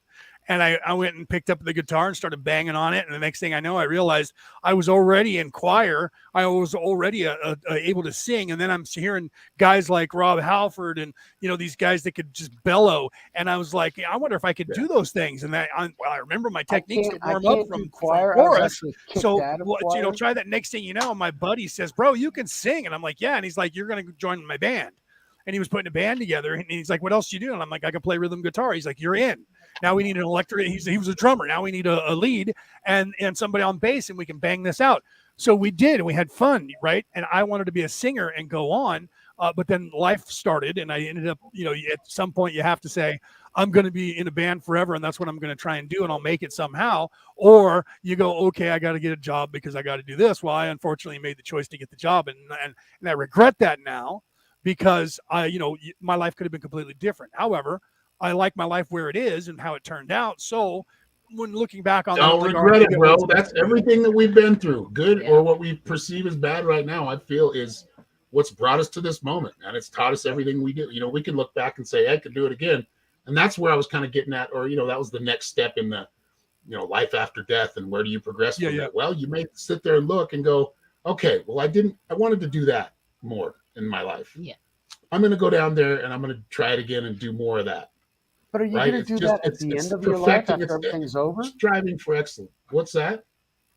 Are you going to do that at the end of your life when everything's over? See, that's one of the differences. Where's the end? And where's the beginning? Right. See, that's one of the things that bothered me when I was a kid, listening to all those old people gripe about their lives and how they would do this different, or they would do that different, or they would love to live here or live like that, or whatever. All these people that have already lived their lives, listening to them talk about what they wanted, what they didn't like about their life. I mean, I was a kid just absorbing all this shit like a fucking sponge, which is the reason why I end up living. Why? Because the majority of people wanted what this is, and I'm bored off my ass. But still, this is what the majority of people actually fucking wanted when I was growing up, listening to fucking old people bitch about their life. It's too right, but you have to realize that's not. Well, we live our lives on our perception, right? And what we've learned, our programming, our specific programming, and so many times it takes that experience of getting to that place and then going, wow, you know what? Looking back now, I probably would have done this more, or I'd done that a little different. But the problem is that when you're at that point at the end, it's too fucking late. You already lived your life. The point is for people that are younger and still have so much of, because I'm 50, fuck it, I'm just preparing for death. But other people actually have their entire life in front of them. Oh my God, that's crazy. We're vibing right now. We're like on the same wavelength, bro. We're thinking about the same shit right now. Probably have been for a couple weeks. I'm fucking done, dude. I got what I got. But other people can actually learn and do things better than I did, or better than what they will do. Why? Because one of the objectives is you have to see what you want your life to be like when you're 65, 70, 75, 85, whatever. But when you stop producing, usually it's around 70, and because even if you want to, you really can't past that point. Yeah. I mean, Biden is a perfect example of that. All right, I'm going to tell you that when you turn 70, bro. All right, you just can't no more, dude. You can't. I ain't gonna get to 70. That's the whole fucking point. Anyway, well, quit talking like that. I guess that you look at your life of what you want to be when you're sitting in that wheelchair, remembering and looking at you. What you're going to be looking at: potted plants and your 5 cats or your 2 dogs, or you're going to be thinking about your grandkids, your great grandkids, the life that you built, the memories that you lived, the pictures that you had. But in order to have those memories, I don't regret a single thing that I've done in my life. In fact, when I tell people about my life, they doubt that I even did half the shit that I say I did. Same with me. And they're like, there's no way you did all that in one lifetime. I'm like, yeah, I did. I've had 5 lifetimes, man. What most people would normally have in one entire lifetime, I've done 5 times over, and I'm starting my 6th fucking cycle now with all this stuff. So, hold on, I want to answer Denise's question. Didn't we say that was going to start 10 a.m. Our time and West Coast time, or 10 a.m. So that's 1 o'clock New York time then. So Denise, that's 1 p.m. New York time, and it is 33:33, is it not? tickets. Yeah. So 33, yes, on 33, 3333, Denise, and that would be, we we're saying 10 a.m. West Coast, so that's 10 11:12, 1 p.m. New York time. I'll send the link right now. Yeah, conversation, guys. Look at this. I was reading some of the comments saying that they're not anywhere near that. I get that, and I understand that because nobody's in a rush to die. Okay, and as I get closer, I'm not in so much of a rush either. However, I have had my great grandparents and now my grandparents recently, but they all made it to 92, 93, 91, 92, 89. They all made it up there. And it's a great way to say, oh, yeah, I made it. But after a certain point, they weren't enjoying their life as much as what they should or could have. And that's why I put my kind of time limit on there, because if I make it past that, that's great, but I'm not planning on it because I don't want to be a burden on other people. I want people to go, oh, God, I got to, fucking the old bitch hasn't died yet. They used to say that about my great grandmother. You know, that bitch is still alive. And I'm like, that's my great grandmother. She made me macaroni and hamburgers yesterday, so fuck off. you know? Right. But hearing all that from other people about people that I loved, I don't want to be that person that people think that about, which is why I put those time limits on. So I apologize if that, offends other people. I understand that.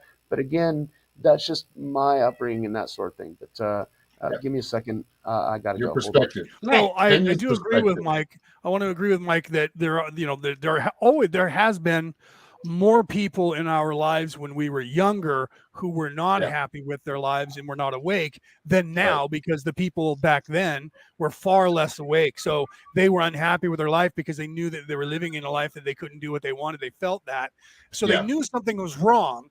They knew that there was a problem with the matrix, but they couldn't put their finger on it because they didn't know that there was a matrix. So it took time for all of the lessons that have been taught in the way that it was to accelerate. The best thing that happened to this planet was the creation of radio, television, and the internet, because that brought messaging to you guys around the world like we're doing right now. Okay. And if I were going to be, if this were 200 years ago, I would have to be like Jesus. I'd have to be on foot going from town to town to talk through your mind, dude. You'd have to do it through your mind, which we were forced to do that more naturally then. And it got shut down. Dark Ages, I wanted to go back to that earlier when you were talking about that, and Norma had brought that up. We were talking about nature, and I at the time I didn't cut in because you guys were talking and Mike was talking, but I want to circle back to that because people, you guys don't realize right now, especially, it doesn't matter where you live, unless you live in nature already, or like up in the mountains where you're seeing it every time you go outside to get in your car. If you guys are in a city anywhere on this planet, and I don't care if you've never been or you always go, when you go and spend time with nature, you're going to realize your body all of a sudden clicks with the planet like it doesn't do when you're in the concrete jungle. And you don't realize that if you've never gone camping or you've never gone to these places. Why do you think so many people travel from one place just to go and look at something like the Grand Canyon? Because they're drawn to nature and they don't realize it's the Schumann resonance. The Schumann resonance. That's the basis. For example, they could never actually prove evolution, because the primordial idea of is that you get this primordial soup and this electric, lightning bolt hits it and boom, life is created. From there we got, little protozoa and then fish and then lizards and then mammals and whatever the fuck they got, right? But they could never actually start that stew in a dish created life.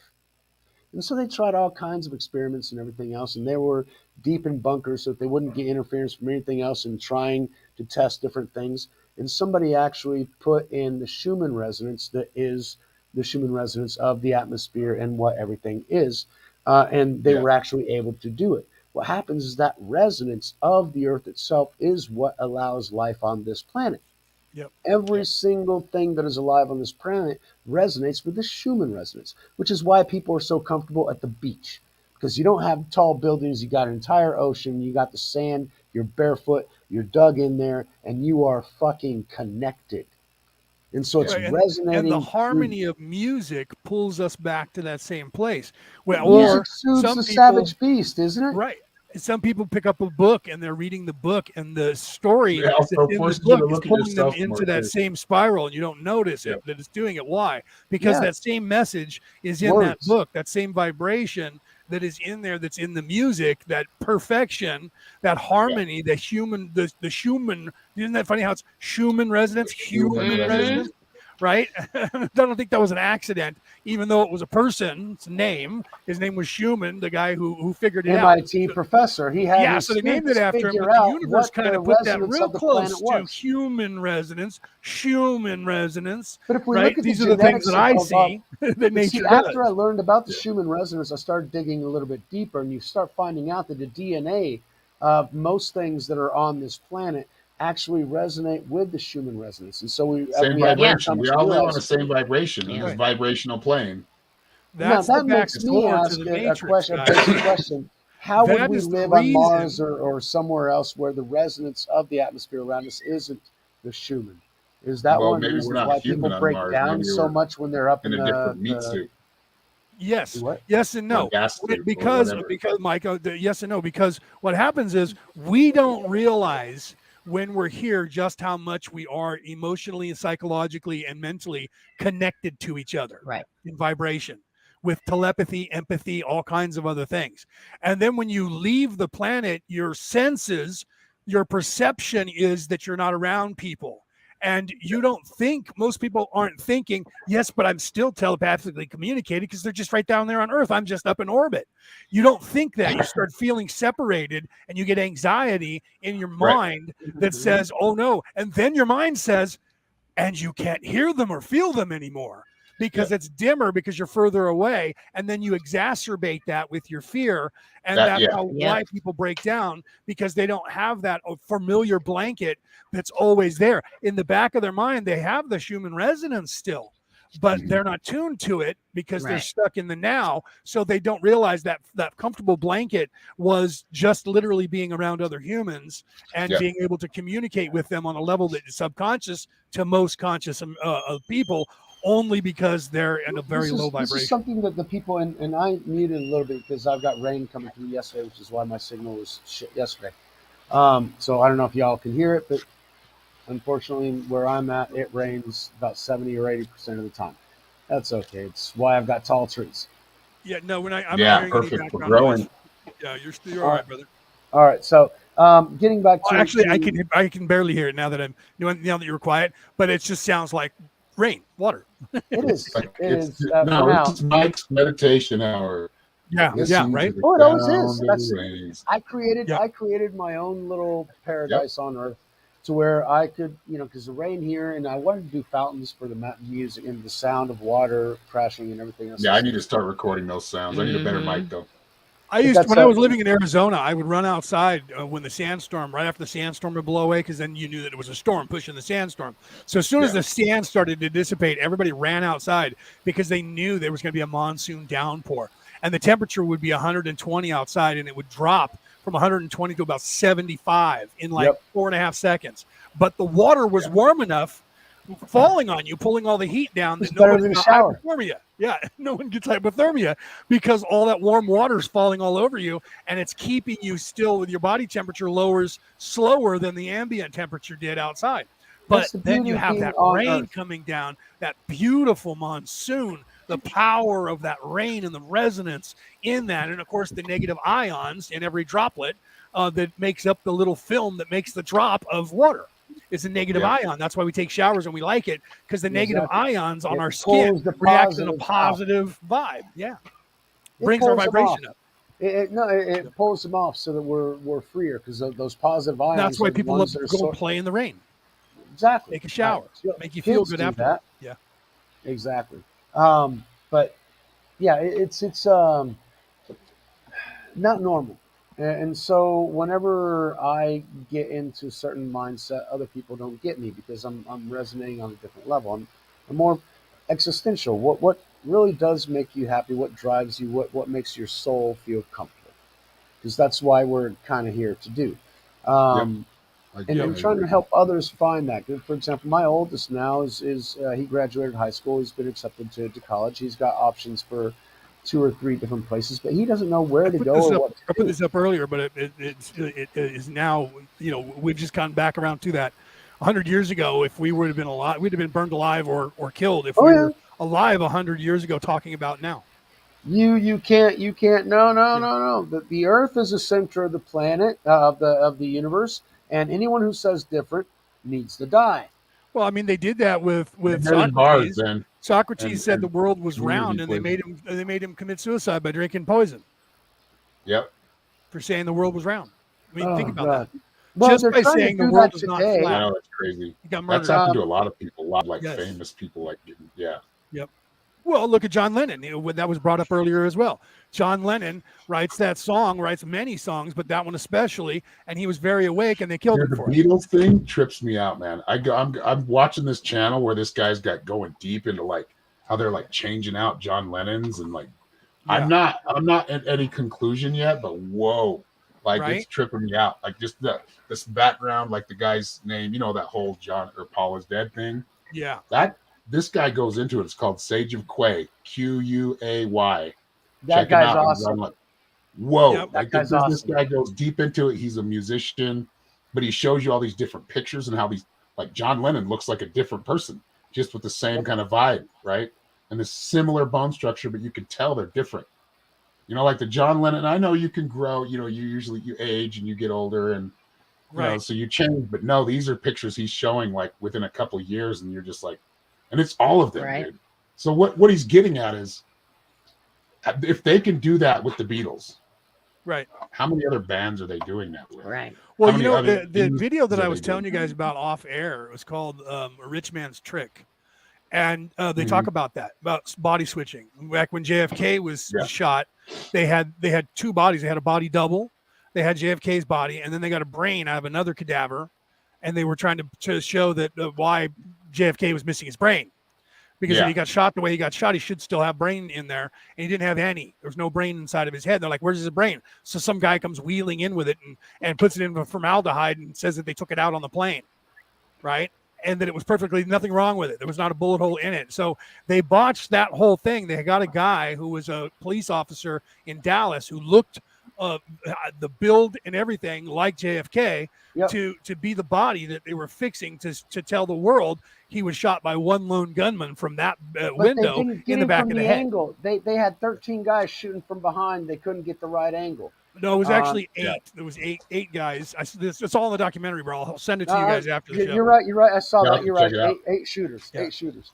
But I thought 8 shooters, and they're all mafia hitmen. Some of them were the sons of contracted mafia bosses by the CIA as well. I mean, everybody was. Yeah, what's his name? I can't remember now, but it was his son, a New York crime family.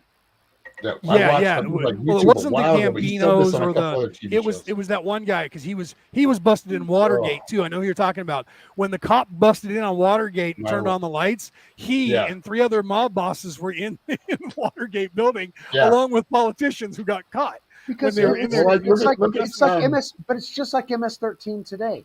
What the politicians don't like to get their hands dirty, so they deal with somebody behind the scenes that can deal with somebody else behind the scenes that can get the job done. I need you to spy on this place. Go ahead and do that. Well, they were talking in that video. They talk about that, how the Marine Corps is now the hitman of the mafia, because the mafia controls the American government.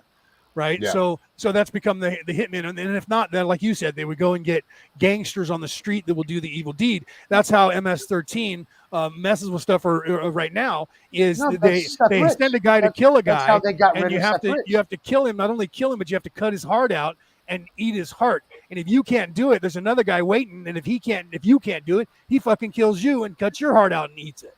Well, that's MS-13. That's how you get in there. You never know, dude. Coming from Mexico and shit, they can do the same thing they did in Ukraine, that they did in Syria. Hold on. Right now, on that one, I'm going to have to clarify a few things. Okay, first of all, whenever I was in Peru, they told me that they preferred the Colombians being in charge versus the Mexicans because the Colombians were less violent than the Mexicans. Yeah. But the reason for that is that there were 2 cartels in the north of Mexico that basically controlled everything, including the government, for 2-3 decades. Yeah. But then some of them started getting weak, Right. and You had people the from. Medellin, and you had the. Well, that's in Colombia. Well, no, you said Colombia. I'm sorry. Oh, That's yeah, why I yeah, was yeah. saying that. Yeah. Yeah, you had the Medellin cartel that was controlling everything. Bogota. Bogota. That was their base, right? They were in Bogota. There was And they were getting everything Medellin. from Bolivia, from Peru, Yeah. from Ecuador, and Yeah. shipping it out to the largest consumer. But Right. also there, they'd I send wrote it a off paper to- about that when I was in college back in '91, and I Yeah. actually titled it "Who Watches the Watchers?" And somebody stole that, and the History Channel made a documentary called "Who Watches the Watchers?" And it was it was my freaking term paper for my midterm in my government class. And I kept it forever to show people, but now I lost it. It was on my yacht, and I didn't get it back when I turned my That's the yacht way it over to was. the captain. Now, what happened in Mexico, there was a president who decided he wanted to do away with the cartels, but the military was corrupted and bought by them anyway. So you had paramilitaries that they ended up breaking off, and they realized the cartels were a bunch of pussies. They were ignorant. They didn't have an education. Didn't know exactly what they were doing. They were playing it by ear. These guys were trained military. They were brutal assassins, and they knew Got how CIA to backing. get shit Wink, done. wink. CIA backing. Absolutely. And so then they got in there and they took out. These were the Zetas.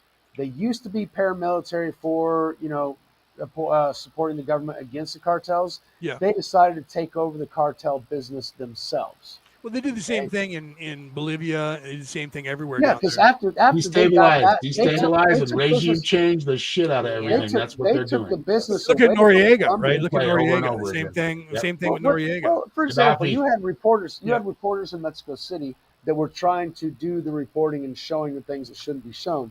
And all of a sudden, this chick got into the wrong place on the wrong day, and all of a sudden, her body was hanging from one of the overpasses of a main thoroughfare with a sign. She saw too much and couldn't shut her mouth, and her head was placed on the doorstep of the police precinct nearest to that. In other words, this is the person who's hanging, and it's a message to everybody: we're not fucking around. And so that ends up making sure that people don't leave their homes. They stay from A to B. I got my job, I got my home, and maybe I'll go to my friends after a certain hour or time. Because my dad used to tell me, if you're out after 11, don't go out on the streets because you can't even trust the cops in Mexico City. Right. Yeah. The cops will fucking jack you up after midnight. So you come home. The really scary thing is that entire operation that is Mexico, Central America, and South America is all owned and operated by the American government, the CIA. The DEA, man, the ones who are running against America. Yeah. Well, going back to that with Bolivia, the reason I got involved in that entire thing was that a DEA agent, Michael Levine, became a whistleblower. He was undercover in Bolivia, and they were working. The DEA were working the mob bosses in there and the cartel bosses, and they were trying to get them to America so they could arrest them. Now, this is what was going on outwardly by the people, and then inwardly, the CIA was running the entire outfit already. They have been for decades. And that's why you see all these movies that go back to the Vietnam and Korea and even before that in World War II, where they were smuggling all this stuff into America, all the dope and all the money and all this stuff. So they prop these people up, and then when they get out of hand, then they just whack them off. But what happens is that, like El Chapo, I mean, he's not, they went and got him. He's only here because they wanted to chop up his land. He'll be back eventually because they'll let him out. So what happened was his best friend, Michael Levine's best friend, was Kiki Caminera, and he was also in the DEA, and he was also undercover.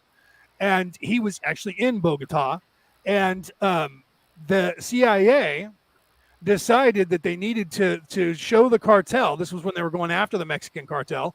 Look, we want to show you something. So they took Kiki Caminera and they burned him. Then they killed him and they dumped his body, knowing that he was a DEA agent.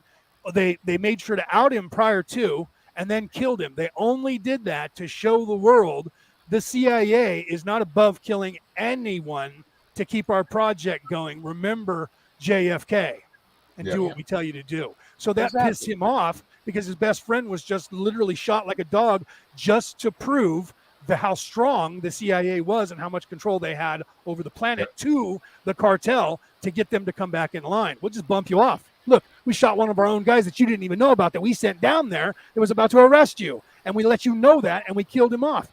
so we can kill you anytime we want. And that was when everybody had to kowtow again to the Americans. That's why anybody who didn't like Noriega, they went down and took him out. And then you go over into the Middle East, you have Muammar Gaddafi, also popped up, wouldn't play ball anymore. They went and got him. Same thing with Saddam Hussein. Yeah, but propped him up. Hold on, he wouldn't play ball. They had to go and get him. There was a video that came out last week about how good life was under Muammar Gaddafi. And this is bizarre because we don't hear about this, but they had free education, free health care. If they got married, they got a pension plan. They were trying to do something to centralize African gold currency to make it stable and everything else. People were living abundant lives under Gaddafi. He actually changed Libyans' lives for the better. Now they took him out, and we have soccer fields that are being used for open slave trade. Right. Yeah. Yeah. That's I think why I wanted to talk about this too, and get into it, is so people can see that this is. So when you see shit on the news, you're going to see it. So everybody likes to stay up to date. No, sometimes it's a cover we don't up want with to get around there, but understanding that there is like this happens. This is another cycle. This is another cycle that happens. This is one of them vicious cycles or spirals that we were talking about earlier. This regime change it plays out pretty much the same way every time. You can see it.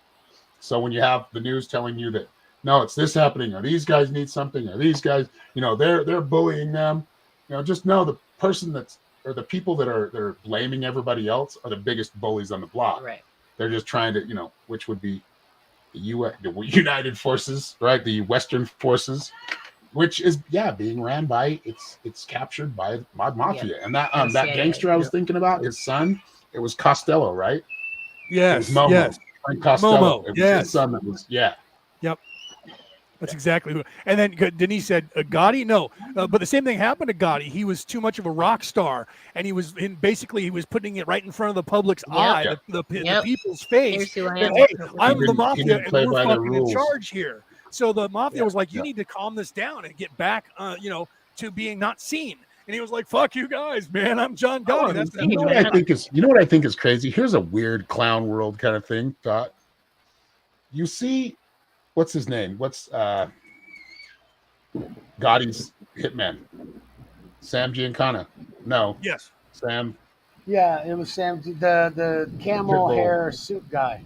Yep. That guy's got a podcast, dude. And how many people did he murder? Most of those guys end up saying, like, what's his name? Sammy the Bull. Sammy the Bull. He was like, he said, that's what we're talking about. I just watched that documentary with him. He's the one that turned state's evidence. If you watch the movie Wise Guys, they based that on his life. He was the one that turned state's evidence. And then went back out Gotti was setting him up. Ecstasy ring. Yeah, Gotti was setting him up to take the fall, and he then he went to the FBI and said, "I'll tell you everything you need to know to bust all these guys." Well, the FBI were the other. He was about to die, bosses. so I mean, if he let things go, he was going to get killed. But I just think it's funny watching all these mafia guys on podcasts. But see, that's the whole thing about that's the whole thing about them. You can never actually trust who you can't fucking trust. I mean, OJ Simpson gives us advice too, right? From his Instagram. Oh God, yeah, OJ Simpson giving advice. That's great. Yes, we live in an upside down world, folks. It's all inverted. Yeah. Well, I mean, now we have every single female sporting record is being destroyed and written again by transgender. Yeah. Well, what they're going to have to do there is they're going to have to come up with another category, right? So women's rights, come up with a trans category. That's all you have to do. I know, really. Yeah. Or just go ahead and have a trans. What is it going to hurt? No one's going to give a fuck if we have a new category. We did the same thing with the special needs people. You did the same thing with the people in wheelchairs. We've done the same thing for other people that have multiple sclerosis. So why not just have a third group? Right. Have a men's, have a women's, and then have a trans. Who cares? I mean, it's just weird. I feel like they're that movement is. I don't even want to get on this topic, but I don't. Yeah, it is cheating. I don't want to get on this topic because cowards do that shit, the cheating shit. But I don't want to get on this topic. But you mentioned upside down world, because if we look at the clown in chief, we're seeing that every single word that comes out of his mouth has been a lie. Nice. That was an awesome one right there, man. Praise Jesus. Message of the gods. Praise Everything Jesus. he says has been a lie. Not a fucking word has come out of his mouth. Well, you know what? I didn't really want to go down politics either, but did anybody watch the speech last night? That was well timed. I got it. That was perfect. That's why I said, praise Jesus. That couldn't have been a time better. So, did anybody watch the speech of on last night from Joe Not Biden? its entirety, no. Yeah, I watched. Joe Biden became Donald Trump last night. He tried to, but he's copied everything that he said we needed to do was what Trump was running on for 4 years. Exactly. Yeah. Why? Because he was realized we need back and forth. We the need same to change and get our oil, get production ramped up on the We're oil so we already can become doing that, you self-sufficient, fuck up. because that's part of the problem. Right. We don't need to defund the police. We need to hire more police and stop crime. I'm like, you guys, for 5 years, every word out of your mouth was defund the police. And now all of a sudden, in other words, you guys are for they it. were wrong. In other words, they were wrong on every fucking point. Yep.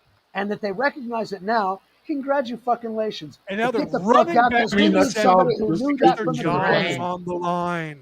They're running back to center Welcome because their to job is on the stage. line. Welcome And they to do the that from wizard, both sides. the And this is Wizard what of you guys Oz, need dude. to understand out there. I don't want you guys to think I'm a Republican, because I'm not. Yeah. Wait for it.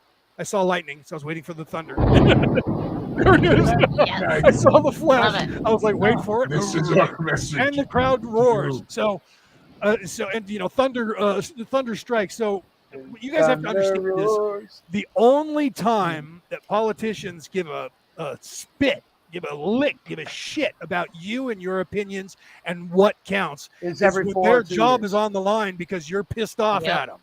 And they haven't done any of this shit they said they were going to do. Or this regime, they've done everything to fuck the planet up as much as they can. One year, whenever your opinion doesn't matter, they'll lock you down. They'll force you to do something you don't want. They'll obligate you to accept their mentality.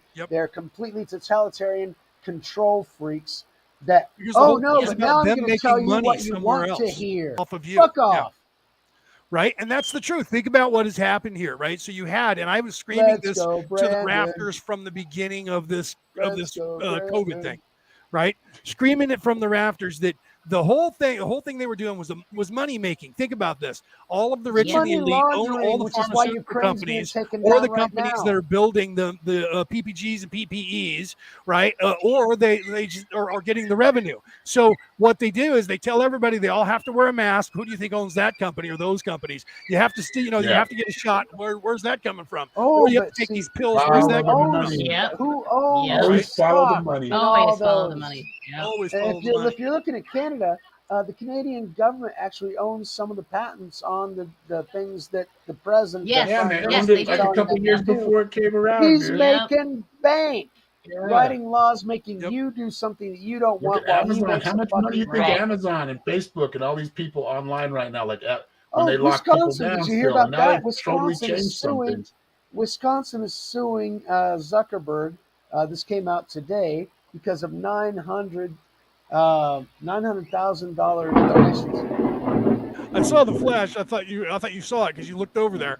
I was waiting. I'm like, wait, hold on. Here it comes. It's getting closer. It is getting closer. Time. You got to count 1,000, 2, 1,000. Exactly. Each time it's getting closer, bro.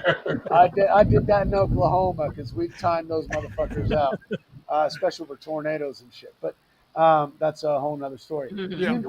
When your government is profiting off of your,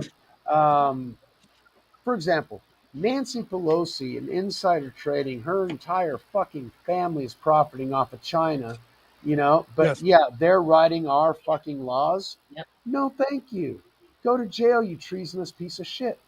But that's just me speaking. That's my opinion. Right. Well, see, here's the problem. They'll never go to jail. You guys need to understand something. That's what it's not just politics. Right? It's not just politics. It is the fact that we invited these aliens onto our planet back in time, probably in 1938 or so. 80 fucking years ago. Right. And so because of that, they then have expanded out into the past, because when you're here, if I got here today, I still would have to manifest a history of me. Do you understand? Because there is a history of me. And when I manifest in this place, there has to be a history of me. And so I have the power and the ability at that point to manifest what I want to happen in history. So So what I manifested back in history when I got here, for me, establish yourself was establishing myself to do the same thing that my character is doing now. Well, you have that's to one of the realize things. That's AI one of the things that I wanted did the to same touch on thing. before. That's one of the things that I want to touch on before. Whenever that's the point that I wanted to get to when I said that Christ was on that top level, because you had mentioned one time that the adversary is looking for that portal, for that bridge back to source, right? Yes. And but what exactly? But what I was trying to get to is that the time he had mentioned, I came here legally. In other words, he was born there, had to live the entire time. He didn't recreate the timeline to create his life. Right. He actually lived that life. Yes. He came here legally. It's Yes. not the ones that come in here and create their own timelines and, oh, yeah, I was that guy, and then and that didn't exist. You just created that in some past pushing on of a reality, or some taking on of another reality and pushing it in another direction, creating timelines. But Jesus actually said, I came here legally. Yeah. He was born Because in, he lived the descended, fucking born life. into a body, and lived the life. So He lived the see, fucking life. here's the thing. When Whitley Strieber was getting abducted, he asked the aliens, they were Greys, what, that's why he named his book what he did. He said, why are you here? They said, we want communion. Because what they're trying to do and trying to discover is what you just said. They're trying to figure out our spark, the connection that we have, because they're trying to synthesize it, because they know that they don't have it. So what they're trying to do is, and this is alluding back to the AI being in control of your brain and people logging into the computer, they're still trying to get in there through that way now, because they've tried everything else, because they want to see, how can I do this to where I can recreate that or tap into it. The problem is that they can't, and they never will be able to do that. Why? Because they too were created by the creator, and they won't admit that to themselves. Their arrogance has them believing that they're a separate entity that created themselves. But for that, we have to look to the book of Enoch, because that's exactly what the fallen happened. They no longer had that connection, and they were trying to reestablish that connection for their children. They knew they were lost. Fuck it, I'm fucked, whatever. But my kids, save my kids. That's why they went and implored to Enoch, to actually, who was connected to the source, because Enoch walked with God. So to try and get that message across, the ether, the connection that he had, that, like you're talking about, the AI and the ones. Why? Because their children would be lost, and they are no longer welcome in the other one, and they're not judged yet, because judgment day hasn't arrived, and so they propagate throughout time in that old and you have to understand that they were created for that purpose. The first question, or the important question that all of us should be asking ourselves is, what was I created for? Okay. What not who am I, not where am I, not when am I, but what was I created for? What are you supposed to do? Yeah. So you know instinctively, I was either created as a good soul or a bad soul. In this life that I have now, I'm either choosing to be in service to self, or I'm choosing to be in service to others. But see, that's the whole thing about this reality. We have the ability to choose. So if you have the ability to choose, even if you were created to be evil, choose not to be evil. Well, see, that's my point. At some point, and this is why it was set up the way it was. The way it was set up was, those people who are evil, that when they choose that, they have to remove themselves from the light and go into darkness. By doing that, that severs the connection to the source, because you have to give up all of that within yourself and only have hate. So you have hate, fear, aggression, destruction. That's all you know. Envy, all those negative the opposite side of hope, love, compassion, empathy. Yes. Right. And the inverted version. And that spark that connects us to the one. But that creates destruction, because when you go onto those negative spirals, you will self-destruct. Yeah. Because all of them are destructive in the long term. Right. And that, so the get out of free jail card that they have on that side is to then know what we already know on this side. Okay. So say I'm in service to others. And so I believe that I was created to help others to ascend, myself and everyone else. So while I'm ascending, I'm also trying to help other people to do the same because I'm in service to others. If I were in service to self, I completely don't believe in that. So now I swat away the God. There is no God. I don't believe in that wholeheartedly. And then I can only ascend to a certain level of ascension on that side, and you can never go past that until you come to the realization that, okay, this is as far as I can go. This is the hell. This is the purgatory. And that happens halfway through the 6th density. It cannot go further because they were never created to be able to get anywhere near the source, because all of this was just a game that was being played out by the source for all of us who are the source to test ourselves by coming down and being mind wiped and then having to go through all of this to remember who we are. And we're trying to shine it's a natural light. progression. Yes, it's a natural. And you know what? And that's Jesus what came down. He said, I came here legally because he came the same way we all came here. He was born Mike was here. saying, Mike was saying something earlier about that's what he was saying. I'm just sitting here preparing to die. And I was thinking about that. And I was actually thinking about doing like a presentation and a video on it on YouTube, but I didn't get around to that yet. Anyway, well, why not? Really, we do need to prepare our minds when we die. I feel like we do need to prepare, because if we don't and we end up in this rigid place when we're dead, or this place of non-belief, and that means a lot of it's faith in you and the source that you're connected to, right? The higher self, the higher creator. Think about this. The worst judge that you have is yourself. Imagine being in a cell just by yourself, just thinking about yourself with nothing else, just you contemplating your lives over and over and over again. You judge yourself worse than anybody else does. Yeah, that's why you have to be able to. That's what I'm saying. That's what I was getting at. Is when you get to that place, are you ready to pass to that to that higher dimension, whatever dimension that is, that more ascended place, right? Because there's a lot of people that do get stuck, and it may take them, in our conception or perception of it, it's really about years, and it could be years that you go on, and that's what we call ghosts, which hopefully Leonard's going to bring on some paranormal people here pretty soon, because that'd be fun to learn about, and spirits.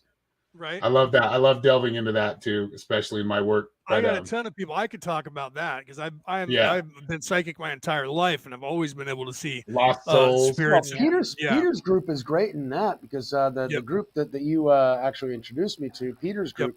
That's the stuff that they got. I mean, my cell phone is banging all the time, because they're talking back and forth to each other, sending YouTube links and everything else. It's complete.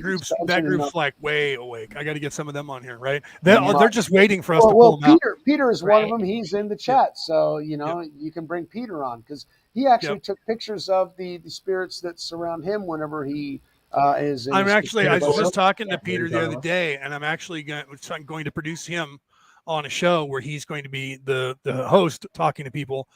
We just set that up. I told him, dude, you've been working on this forever since I've known you. You deserve this. I will do everything. I will produce your show. You come up with a name, you line up guests. We'll come up with a time when both of us can do it, and I'll produce your show. And he's all excited. So you're gonna see those conversations that you see in that group. You're gonna start seeing those live. Okay. Yeah. So that's gonna be some good stuff. All right, brother. Well, hey, brothers, we've got to sign off. I've got a couple other things I've got to do. Still, it's only close to 7. All right, so I got time. Wait a minute, I got a little bit more time, right? I wanted to leave everybody you had mentioned 2 hours. We're at 1:47, so we're getting close to we're getting close. So I tried to make it go as long. There's a lot of chaos going on. I just want to thank you. Tonight was a great night. The conversation was deep, funky, and with excess fireworks from nature as well. I love the thunder and lightning. I do. That's some of my favorites. I tried to mute some of it so it wouldn't block out Leo, because he was on some good points. I'd see that light flash, and so I'd mute my things. But it was a good thing. Tonight was a good night. Aaron, sorry, go ahead. I cut you off again. But I just wanted to say the cause and effect of everything. There is an effect to every cause, and a cause to every effect. That's right. Just karma. Whatever you want to throw shit out, you're going to get shit back in your face. Right. One way or another. you want to throw that love out and you want to throw ingenuity out or whatever good virtue you have. What you sow, right? Your intention drives your life. So exactly. Yes. Yeah. We create our own. I think it's important we all understand your that. Energy, that works constantly your energy, throughout your our lives resonance all the time. will feed back to you. It will feed back to you, and it's even biblical. It says, if you give 1 dinar to somebody, it'll come not immediately, but eventually, karmically, let's say, because the Indians actually saw the you write it into your physiology, right? It will build around to where that person feels better. You have to realize we're putting out there. It's a hack. It's a hack for life, really. Yeah, you have to realize people will say, oh man, my life sucks and it's so bad and there's all this shit happening to me. You've been putting shit out into life for a long time. You made the decisions in your life that put you into that place. Yeah. If you're hanging out with those people that are like gangbangers or whatever, I'm stuck because I grew up in that neighborhood. You're never stuck. You're only stuck because you think you're stuck. That's the point of this exercise. We have a Super Bowl champion who grew up in a gangbanger's neighborhood. Right. He ended up changing his fucking life. Look at Ice-T, the rapper. Yeah.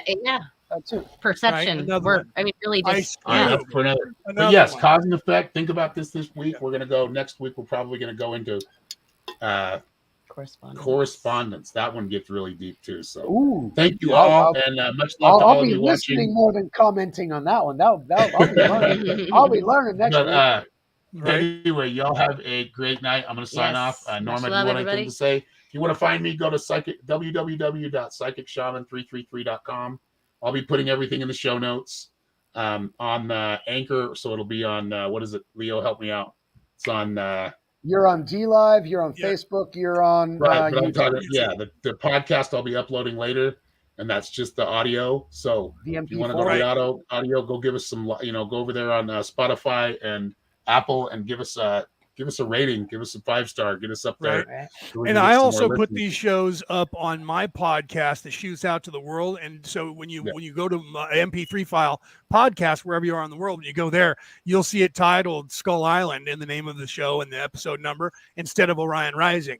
Right. So you go there and you'll see Orion Rising show, and then you'll see a Skull Island right below it.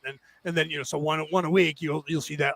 So go there. He's going to start putting this up. That's what Aaron's talking about. So go and find Skull Island. Don't just do it off of mine. But if you've already had listening to mine, that'll kind of give you the link to go over there. Go and find Skull Island wherever you listen to it, in case you can't watch us on the MP4 version, or you're just turning it on trying to listen to us. You don't have to do that. You can go over there to the MP3 file and listen to the show that way. I get more listeners doing that than I do on MTV or on TV, on YouTube and Facebook. I get more listeners on the MP3 it's like file. You always say, Leo, share it out. You get it out everywhere. Share the love. You got to get it out there. It's the only way people can hear it, is to put it out there. That's right. Yeah. And you can find me anywhere. Just Google it, I guess. I mean, I don't love Google anymore, but it's Mystic Norms. Well, you just put the Mystic. Okay, sorry. Mystic Norms, NORMZ, because cool. Just kidding. Cool, it's cool. But you can just, I'm on Facebook, I'm on Instagram, I'm on TikTok, I'm on, you can find me just about anywhere. Just Google it. It's worth a Google. Or DuckDuckGo or whatever. You got a VPN. You're getting married here in the area. I do weddings. If if your county allows you to do it online, I do online weddings as well. I do all kinds of different ceremonies. I will be doing a new moon ritual this evening. Happy new moon in Pisces, everyone. Yes, happy new moon in Pisces. And and Lent. That's it for me. And Lent, and all the other beautiful ways we can look at the magic happening. So if you guys are walking around out there in the world today and you see people with the ash in the form of a cross on their head or an X on their head, and you're like, what are these people got dirt on their head for? Those are Catholics or Christians, and they're getting the Ash Wednesday cross on their head. It's because today's starting Lent. It's from ashes to ashes. I mean, it's basically the end. It's symbolizing we're deciding to give up what this carnal life exceeds or demands from us, and trying to find a deeper, more spiritual awareness of reality itself. In that religion, see you guys later. You can end it if you want. So in the Christian tradition, what Mike's talking about there is that's exactly what that is. That's the proverbial giving up of this life for spirituality. So the beginning of Lent being today would literally be the start of this year's cycle for you to do just that. And then you give something up, and then that's supposed to be a metaphoric ideology for you as a soul starting to give up this life that's holding you in place. It's prioritizing something. It's saying he's more important than this other thing that I assumed was really important in my life. And later on, you find out that thing isn't really that important because you can do without it. Yep. Eventually, that's our focus. So that's and as you see, I put up there where Peter said where God's moving his furniture. He was referring to the thunder and lightning that we were hearing from moving furniture, rumbling stuff around, right? Exactly. I thought that was funny. We put that He's up there. moving a lot of furniture and Julie, Norma, and Aaron are in Utah. She had asked the question, "What state are you in, Norma?" She's in. They're in Utah. I'm not sure what part. I think they said northern Utah, but I'm not sure. But I know that they're kind of in that weird area, like where Blind Frog Ranch and Skinwalker Ranch. That's up in the north of Utah. They're about 20 miles apart from each other, by the way. They're close to Skinwalker Ranch. I think they are. I'm not sure. I'll have to ask him because I thought I heard Aaron say something about them living in northern Utah. Now it could be the west side of Utah. But still, we don't want to dox them. They're out there somewhere in the middle of the mountains. They got some beautiful pictures of the snow. I'm definitely in the south of Brazil. But if you guys haven't seen those shows, you should take a look at them. The Skinwalker Ranch is on History Channel. Ooh, man. And then Blind Frog Ranch is, I think, on History or Discovery. You should look them up. Blind Frog Ranch. Yeah, they called it that. I haven't heard of that one. That ranch is 20 miles north of Skinwalker Ranch. It's in the same basin, the same Utah basin. Which means they get the same visitations. Yes, and what that is, that basin is the basin. It was an Indian basin, and the Indians there were two different tribes, and one was a warlike tribe, and the other one was not. But they got pissed off at the warlike tribe, and they cursed them. So what they did was they cursed the land with skinwalkers, with nefarious energies, and that entire basin was that property. So between those two, so there's all kinds of weird, crazy stuff that goes on at both those ranches. And they named it Blind Frog Ranch because they were trying to figure out the legend is like El Dorado and the gold that was taken from the Aztecs and hidden away from Cortez in different places. And it was given to their neighbors, Native American tribes around the United States. So it's no coincidence that there's legends of underground and in caves, like in the Grand Canyon, this vast amount of treasure that was found that was hidden there by the natives. And then that's not very far away from Utah, because the Four Corners is Arizona. Yeah, it's right there. Yeah, it's right there. So the Colorado River is there, and it's on the way of the trail back. You can just walk in Utah. a circle in your 4 states. Yes, and so if you do that and you look there and you go towards Utah, into Utah and past the Great Lakes or the Salt Lake, up there, that whole area was all owned by the Native Americans, and they took all the treasure from Central and South America and hid it away from the Spanish, and then most of it was never found. So they found a cave. Well, the Mormons have been using it for a long time, I guess. Well, I think a lot of it has been. Like the stuff from the Grand Canyon was found, and the guy who found it disappeared. So I think that the powers that should not be have taken most of that stuff and used it on their own. But they found this cave, and they were drilling down. And when they drilled down, they got into this cave system, but it was all this water. They had already done underground seismic, everything they needed to do, and these guys said there was a cavernous underground space that was 7 different caverns long, and the legend said that there were 7 entrances to these 7 caves that had this treasure in it, and they found one of them, and when they drilled down, all this water came up. They had this big pit, and they drilled down, and the next day it filled up with water. So they went in, and they realized that when the water came up, a bunch of soot and silt came up with it. It plugged the hole, but it also brought up a whole bunch of frogs, and they were blind because they lived underground, and they've been there for a long time, so they had no need for eyes to see. So they were blind, so they called it the Blind Frog Ranch because of that. And I just was watching the first season or the second season, and they actually drilled down into that, and then got the soot out and went down into that, and realized that there was all this cavern and this stuff. So they had to figure out another way in. They're looking for a dry entrance. So then they found another entrance that was water, and they went so they drilled down. They found another one that was in the same cave section. So they went down there, and it opened up into a bigger expanse, and they found human a block and tackle. They found a box that was created out of timbers, out of trees, that was tied together by humans, and it was literally a box with a lid, and there was rocks inside of it.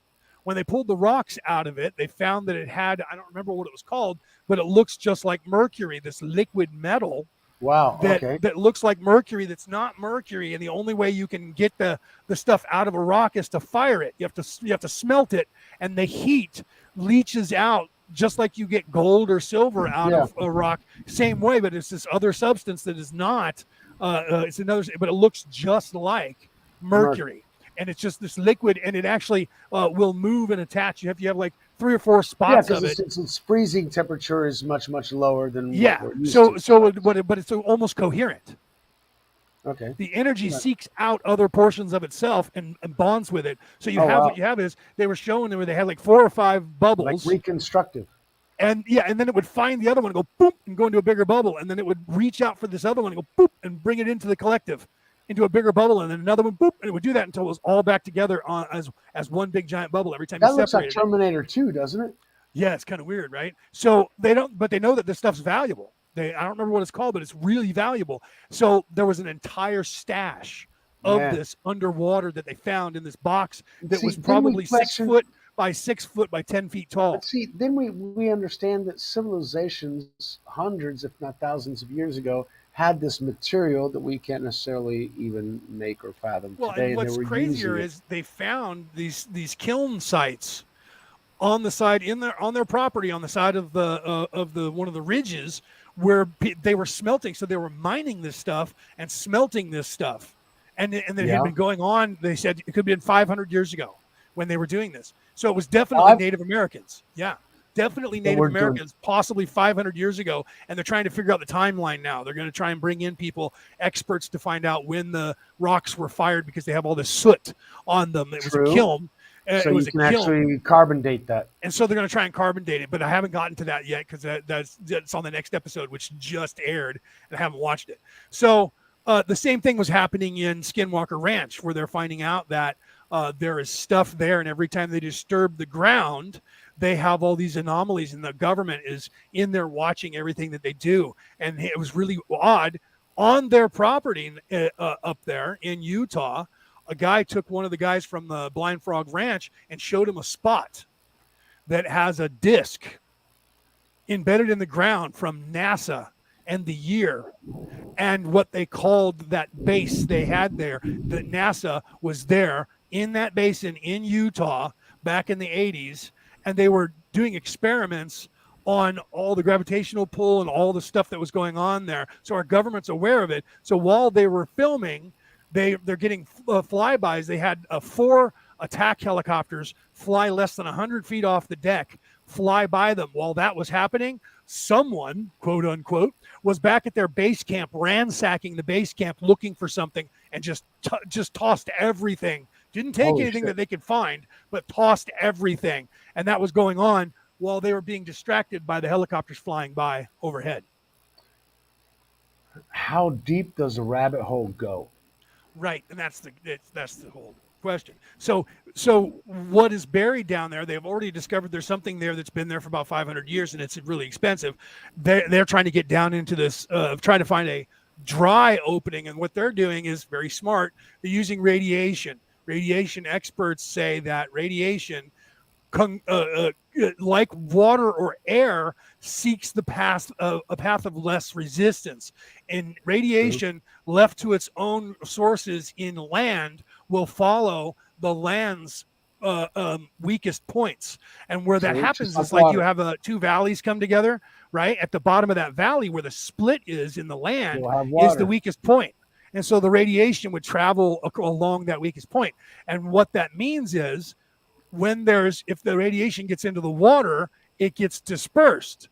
But if it's not in water, it seeks the path of less resistance. So it finds the places that don't have water. And cracks in the stone. And what they discovered is, if they find the place where they can detect radiation, that would suggest there's a cave entrance somewhere that they could go into, possibly a mine that they were drilling. And that's what they show, which is on the next episode, that they find a cave entrance at some point on their property. And they believe that was a mine, that somebody was mining that ore and other ore at the same time. They're trying to figure out what all was there, gold, silver, whatever else was there. Of course, they're treasure hunters just like anybody else. Now, question is, what is that ore good for? I mean, they smelted it out of the stone. Right. It's buried in the bottom of a cavern that's hard to reach. It's full of water. What was used for? Yeah, and that's what they're trying to figure it out. And I forgot the name of it. I'm going to look it up because I know that it's on the periodic table of elements. But then again, we also have the element 105 or 103 that was they were trying to synthesize the ship's. I forgot the guy's name. He was on Joe Rogan's. Oh no, you're talking about Uno and Pentium. That's 116. And that's Bob Lazar. Yeah. Bob Lazar. That's the guy. Yeah. Okay, the unknown, which now is known and synthesizable, that allowed for the time travel for going opening a wormhole. Exactly. Yeah, and being able, or not just time travel, but the wormhole first to be able to go from one place to another. It was gravitational lensing because that's you don't really want to go through a wormhole. That's really hard to create. If you can create gravitational lensing, you can travel without moving wherever you want. Yeah, exactly. And that was what moving. If you watch or read Frank Herbert's book Dune, or watch the movies, that was what that was about. Being able to bend space to move from one place in the universe to another without even moving by folding space. You're not going faster than the speed of light because you're not moving. You're not moving. Technically, the space around you is inducing you. They hinted at that.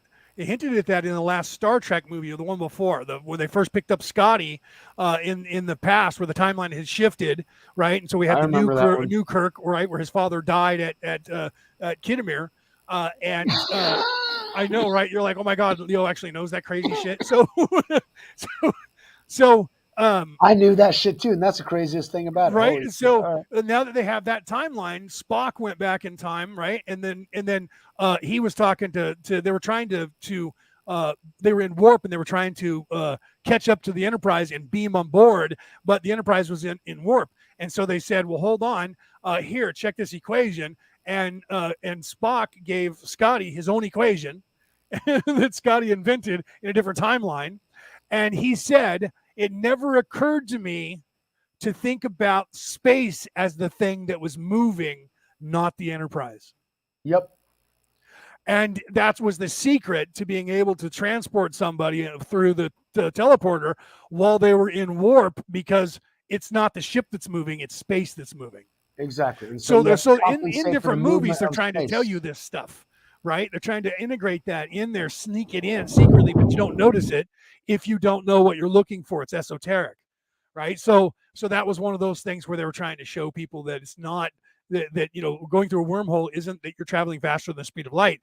You're just moving from one place to another. And in Dune, that's who controlled the spice. He who controls the spice controls the universe. Because when you become one with the spice allows you to ascend to that place to be able to control the universe with creation, right? So that was the whole purpose of what's his name's character in that.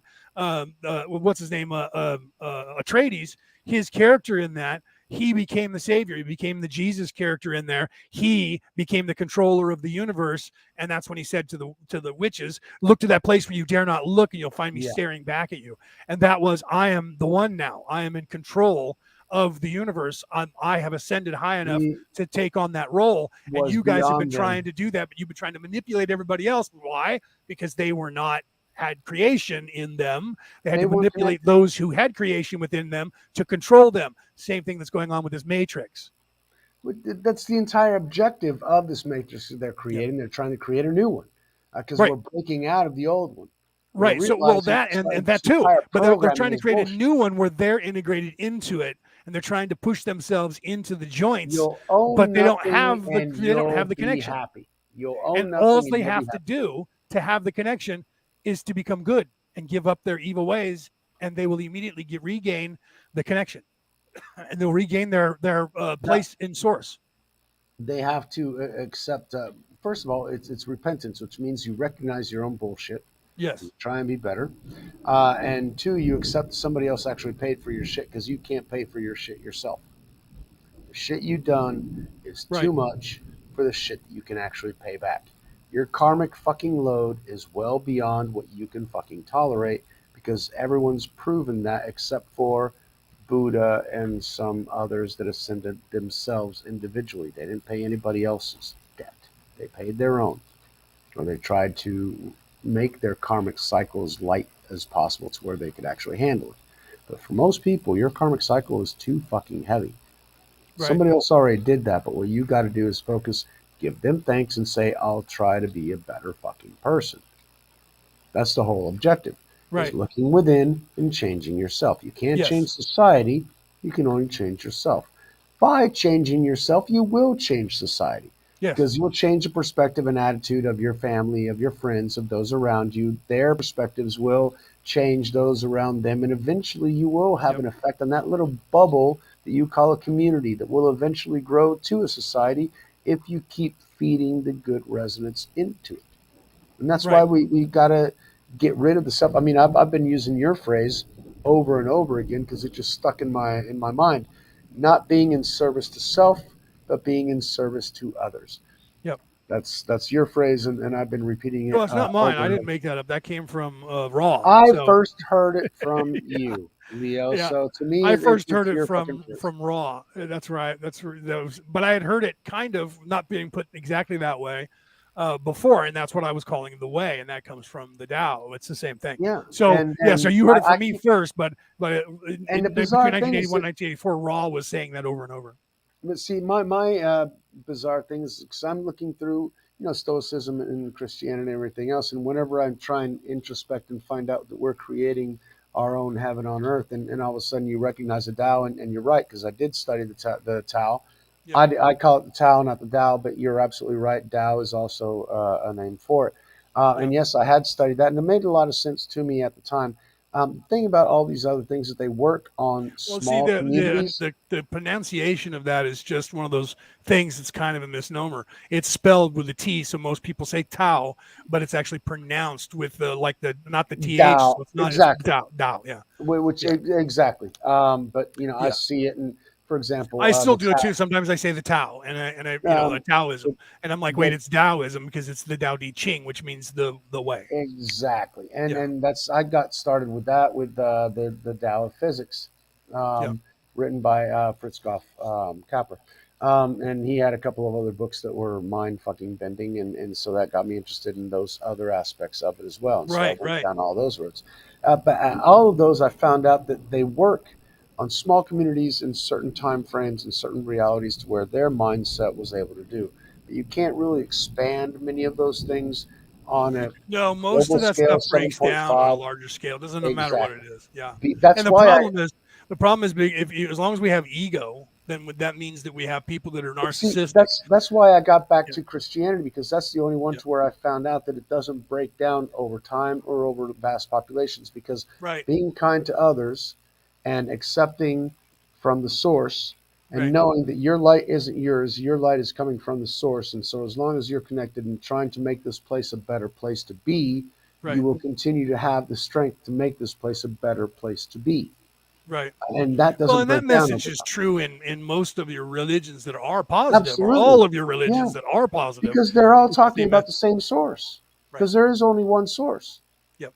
And it's just like Aaron said on a smaller level. It's just flavors. It's different semantics as to what dynamic you feel best with or were raised with. It It's like doesn't change the overall message. It that still was remains a the same. point that I wanted to mention Yeah. about the guy with the biometrics in 2000. Because one of the things that I talked about him, so I'm like, I'm looking for truth, but not from one perspective. Now it's like you look at a GPS signal. A GPS Right. signal depends on 3 or 5 different satellites, and it does the triangulation between those to find out your exact location. And Right. that's the way I try and find truth.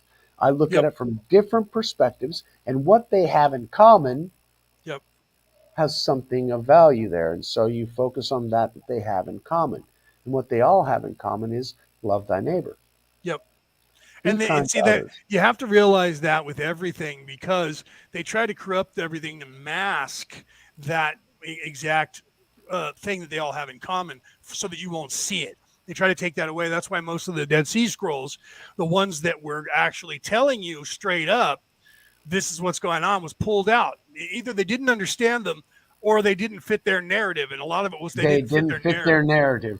Yeah. However, the Book of Enoch just let people know too much shit, and they didn't want anybody to know about what's really running this planet. The same thing with the Book of Truth. The Book of Truth literally tells Jesus Christ's story from the beginning of Jesus's creation to now. And they don't want people to know that one, because that story tells the real story. Not now, just that one Jesus I haven't on earth. heard about. The Book of Truth. Look it up. All right, I'll look that one up. There's one on YouTube that I really like, but that's because I get high. But it has someone else reading it, and it shows you the words on the screen. Well, the Book of Truth, the version that I watch, they have Holy Mary standing like this and fire going around her body. And that's very metaphoric. Send me that link one of these days. I will. I'll do that after I get done here. After we get done, I'll send you that link to that, because I sat there, and then you should also look at the Book of Judas as well, because the Book of Judas tells that one. So that tells the story that Judas wasn't evil. Judas is going to be venerated as the savior to the savior. He had to do the things that he had to do. However, he's got his own. He was the only one that was truly loyal to Jesus, and that's why Jesus said to him, "You have to do this because you're the only one of my disciples that will actually do it." Yeah, because nobody else would want to give him up. They're all gonna give themselves up, or they're gonna give him up but they didn't understand that he had to be given up. Yes, otherwise that was the plan. He had to be given up. Someone had to do it, so he had to orchestrate it himself.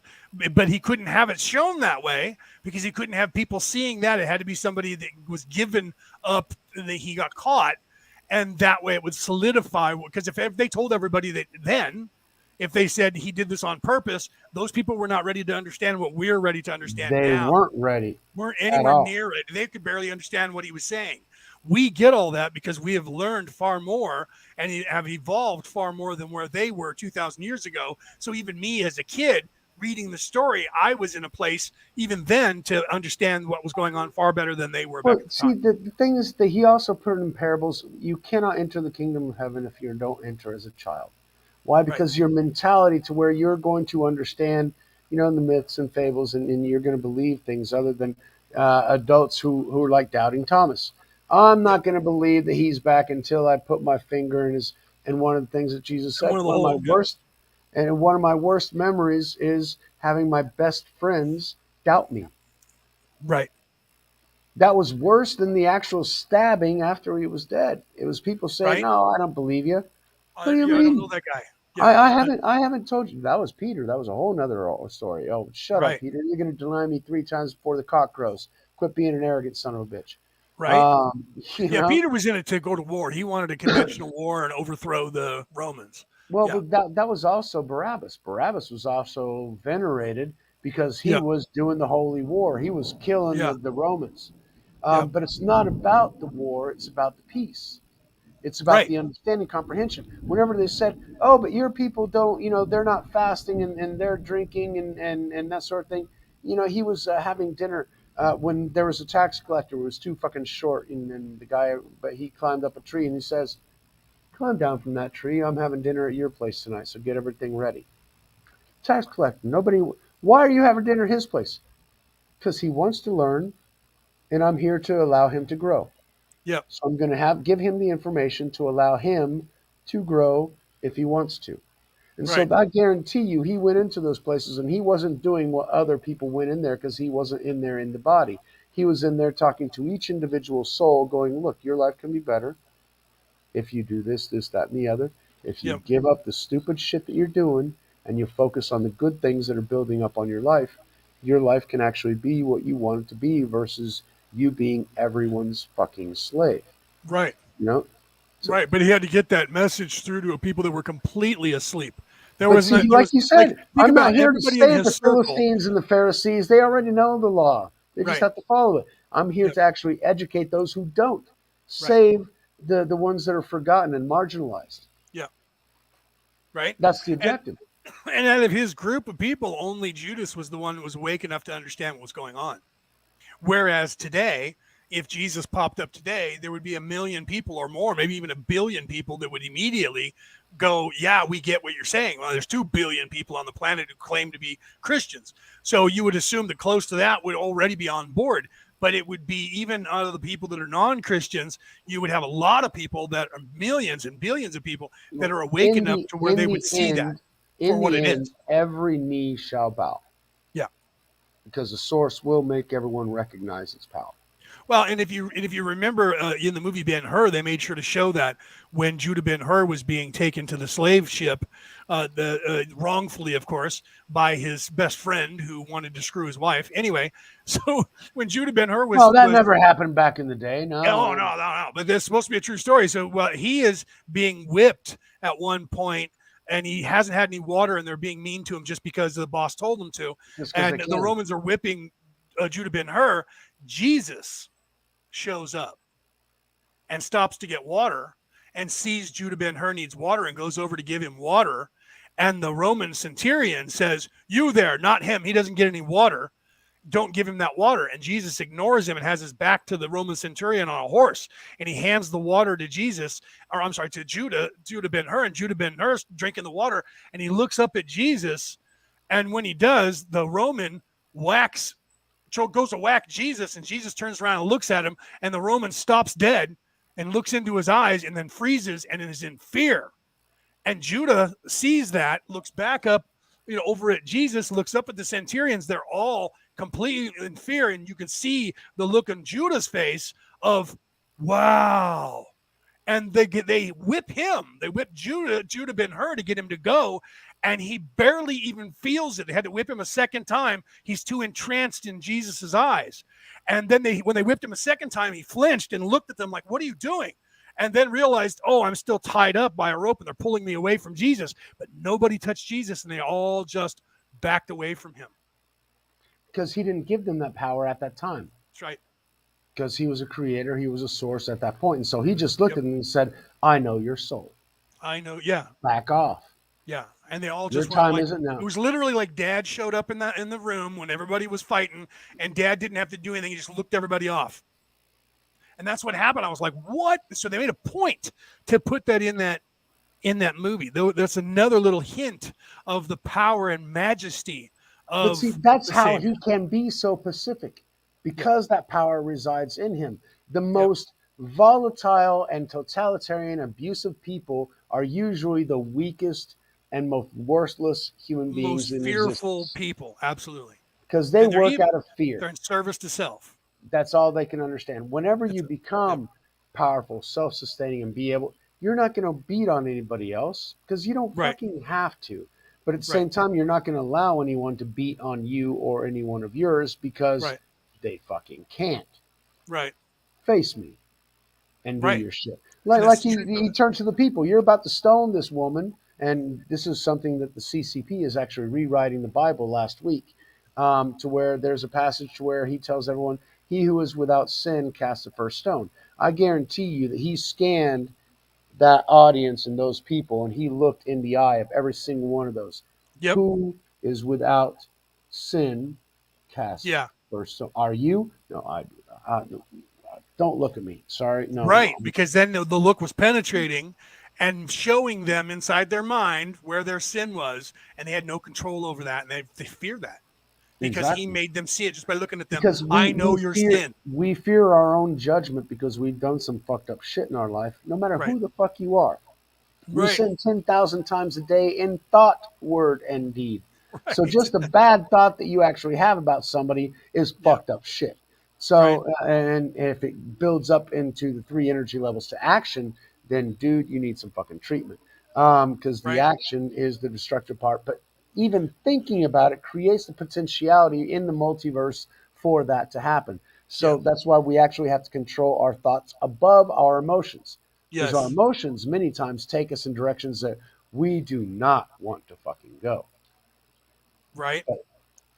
Right. And well, it's kind of scary because the more I become awake, the older I get, the more I realize that people in the past actually knew what was going on more than we thought they did. Like, for instance, the Temple Knights. They had believed back then there was so much evil in the world that the very air they were breathing had evil in it, and their thoughts had evil in it. They believed that, and now when you look at it, they were right. They were right. They were right. They actually really they air. understood that their They reality that they were in was evil, and They that these felt people were controlling it. They felt it. They Yeah. felt the resonance. They felt that evil that penetrates everything. Yeah. Okay, it takes over everything. And if you're Yeah. not careful, you don't even recognize it. But because it's part of reality, it's the way things are. No, it's telling a little truth with many lies. They tell you just enough truth to get you to to buy bite. into it. Yep. And then they hit And you with then- all the lies that are bullshit. You know, I mean, look at, for instance, let's go back to simple politics. The entire Democratic Party from 2016 until last night was defund the police, open borders, deal with stop all Iran. oil drilling, Green New Deal, going to electric, right? So we shut off all of our And then we creating got of last oil. night going, oh, and, wait, we need to secure our border. We need to be then self-producing. become We Donald need to make our Trump. own If you oil. listen to Donald Trump's last speech when he was the president, or the one before that, or his speech when he was trying to become the president, No, actually, everything he they said is what the Democratic Party last night turned on. Part of it, he copied it. Why? Because Biden copies everything. That's part of not having. His speech was plagiarized from Donald Trump. He was even saying the same words. He was already sued 20 years ago for plagiarizing shit. 40 years ago.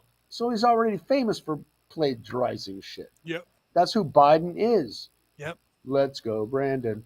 Yeah. Anyway. Hashtag Let's Go Brandon. Yeah. So it's scary how that, and I said this right when COVID was about to go away, but I don't know if I said it on air.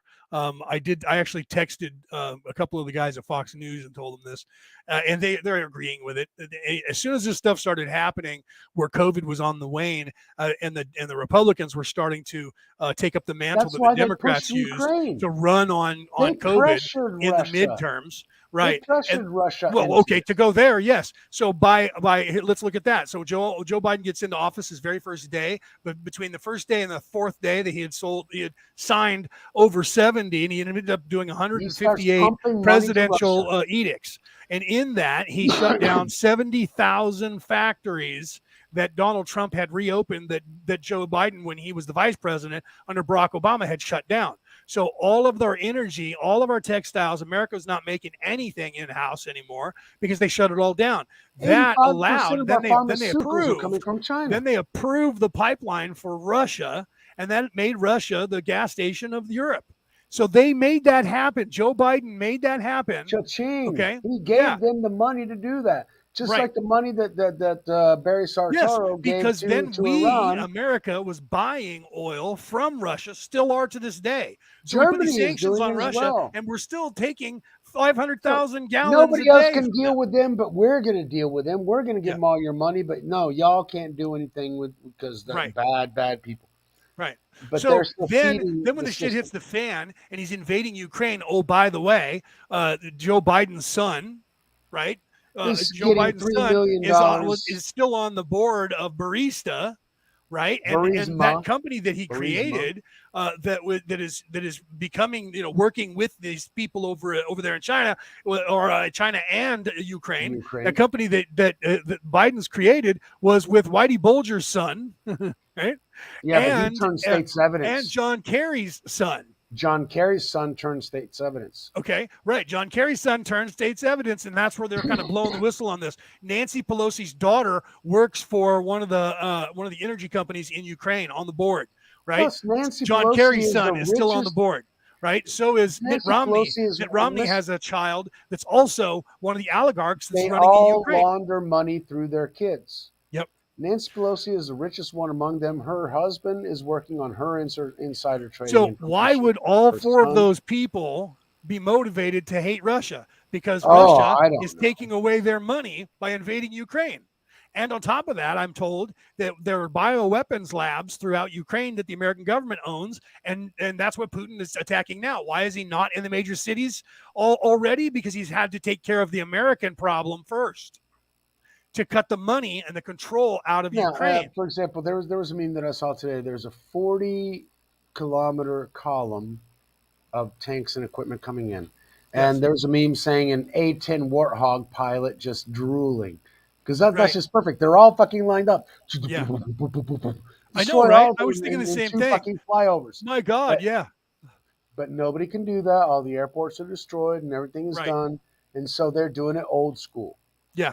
So they're making it like a conventional war, World War I style conventional war. They're going old World War school. II style conventional war, and Before that's they true had because air power. if you had like a couple of freaking F-16s and you just A-10s. strafe up that road, man, A-10s will be able to take the A-10s. battery from whoever's shooting at them. Right. They're made. They are tank. A-10s are tank killers. Yep. That's their fucking primary function. And Yep. so they got extra shielding on the bottom so people don't take shit from underneath. And they got huge fucking cannons in the front to blow those but none of that is being used. Why? No. Because it's all staged. They all want it. It's all happening because they want it to happen. Well, and the truth is, with these sanctions that everybody's putting on all of this stuff over there against Russia, isn't going to work because America's still buying oil from them, and they know that the answer to this is not just America, but all of Europe as well. All of Europe as well. The answer to this is clearly being ignored because all they have to do is reverse. Do what Trump did.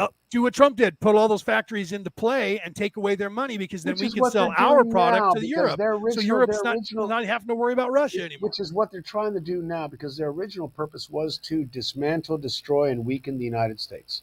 Well, yeah, that's why they didn't want to do it at all. Hillary was and they were hoping no one here would see that and wouldn't talk about it. But those of us over here on this side saw that and we're talking about it. And then you had the news pick up on it.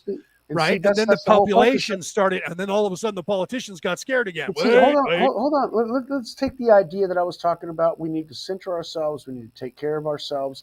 We strengthen ourselves and we can strengthen those that are around us, our friends, our neighbors, our family members, and those sort of things. Now, if we take that on a national scale, does that not sound like what Trump was trying to do for America? Yeah. Let's get our own oil. Let's get our own manufacturing. Let's strengthen ourselves, and then we can worry about everybody else and help everybody else. But we got to get good. Pride in your own nation first, and take care of your nation, and then take care of your allies. Your you can't take care of everybody else if you're weak and vulnerable and needy yourself. Right. Absolutely. You have to be strong, confident. See, therein lies the problem with the victim mentality versus the get it done mentality. Well, and that's the ego that they have. You have to remember they can't create, so they can only work within the system and then take the system and dismantle it. They can't make the system better, and it shows perfectly in this regime just how much they're in service to self because they came in with the idea of turning the world into a communist country. So first they had to get rid of the American economy and destroy the American dollar. They've been doing it for years. They've been trying to do it for years. But now they've gotten to that point where they're desperate, so they had to try and take the world over right now. The reason that they've been trying to do this over and over and have been unsuccessful is that they've been thwarted at every point, and because they're fucking stupid. Look how badly they botched the JFK fucking assassination. They have no creative ability, so they think they're smart. They're overconfident. They come up with this master plan. The problem is they're going up against the source of all creation. And they cannot. Who created them and made them predictable to himself and also did not give them the life expectancy that everyone else has that's immortal. So they cannot, but they have a choice. You can become that, but you have to give up your evil ways and turn back towards the light, and you will be forgiven. But nobody wants to give up there because it generates too much pleasure to be and they've convinced themselves that God doesn't exist because they're closing their eyes. I can't see you and I can't hear you, la la la la la, therefore you don't exist. And so they're pretending that there is nothing there, that they are the ones who are in charge, so that they can then justify doing what they're doing. But the problem is that even they know in their minds, when it comes right down to it, that they know something's wrong and that they can't achieve what they're trying to achieve. But they keep hitting their head against the wall. They can't face it, and they can't find solutions, so they continue to spiral. And that's where we started 2.5 hours ago, is those individual spirals, because they can't get back to the vine. They can't continue. Well, because they don't want to. And then people get stuck there who are asleep. And that's what we're here to help. The spirals are very comfortable. And that's why we need to, I love drinking. I love smoking and everything else. But it's also a personal death spiral. I can't continue to do that. I knew when I was 13 that I couldn't continue to smoke my entire life because it's not something that's sustainable. Right. Something that gives you pleasure in the short term. I did the same thing. I smoked until the problem is that most 2013. Statistically, by the age of 28, most people should be able to stop, and I didn't. I promised everybody by 2000 I'd stop because I was too old. I was 28. I was too old to be doing stupid shit, and I needed to think about larger life. Well, guess what? Right. That was 20 fucking years ago, and I'm still fucking smoking. In fact, more than before. I So stopped yeah, April 6th, 2013. That was when I was leaving California and moving in with my then girlfriend, fiance, who became my wife in Arizona, and she didn't smoke. So I quit smoking. I smoked a cigarette an hour before she got there, put it out. She showed up with the moving truck. We loaded all my stuff up, and I didn't smoke from that point on, but it was hard. I ended up going to I tried the patch, and my body chemistry wouldn't allow the patch to stay on my body, so I would sweat it off all the time, so I wasn't getting any nicotine. So then I went to the gum, and the gum was just burning my mouth, so I stopped that. So I had to go to outside of the country. Yeah, it tastes like shit. I had to go out of the country to Mexico to get what was banned in the United States, because you actually can quit smoking if you use this product. And all it was one of those little extenders that they used to put the filter for cigarettes. Yep. Only this one turned and opened in the middle, and you put this little teeny capsule in there that was plastic with aluminum foil on the top and the bottom. It made the cigarette taste like shit. No, it had no. This had a little teeny piece of cotton in there, and in that cotton was nicotine. And so you put this little thing in there and clicked on it. You never even put a cigarette in there, and you just took a hit off of that, and you were getting nicotine with air. Okay, perfect. No taste, no smell, no nothing. You could kind of get a flavor. Sometimes you go, yeah, there's nicotine in there. I can taste it on my tongue. But you got the nicotine fix. Nerves, right. So I would carry one of those around, and every time you take a hit off of it, until you take a hit, you can tell there's no nicotine in it. Then you open it up, throw away the little canister, put a new one in there, and when you closed it and went click, it jabbed the two aluminum foil and allowed air to pass through. So I used that. It took me about a month, and then I would have it in my pocket, and I would only take a hit when I really couldn't stop the craving. Then I would take one hit off of it, and over time, you fight the cravings, and they go further and further apart, and then because it only lasts for 5 minutes. So when you have a craving, how the psychological thing works in your brain is when you wake up in the morning, depending on you set the precedent. The first cigarette you have after waking up sets the precedent of how many cigarettes you're going to smoke in that day. So if you wake up and you don't smoke a cigarette for an hour, your craving starts then. You smoke the cigarette, 1 hour later, you'll get a craving for another cigarette. If you have one sooner, it's because you smoke more often, or you got up and had a cigarette right after you woke up, 20 minutes after you woke up. I grab a cigarette and coffee. Right. Maybe I'll get the coffee before the cigarette, but most likely it's cigarette first. Right. And that's what I did. I would wake up, I'd go in, take a piss, I'd walk outside and smoke a cigarette. Then I'd go and get coffee, and then I would go turn on the TV, start the news, and start getting ready to go to work. And then I would get in the car and I would smoke a cigarette while the car was warming up if it was winter. If it wasn't, I would light a cigarette and drive off because it was spring or summer. My car is my perfect space. So if I'm in the car, I'm smoking a cigarette. Yeah. Why? Because it's inducing.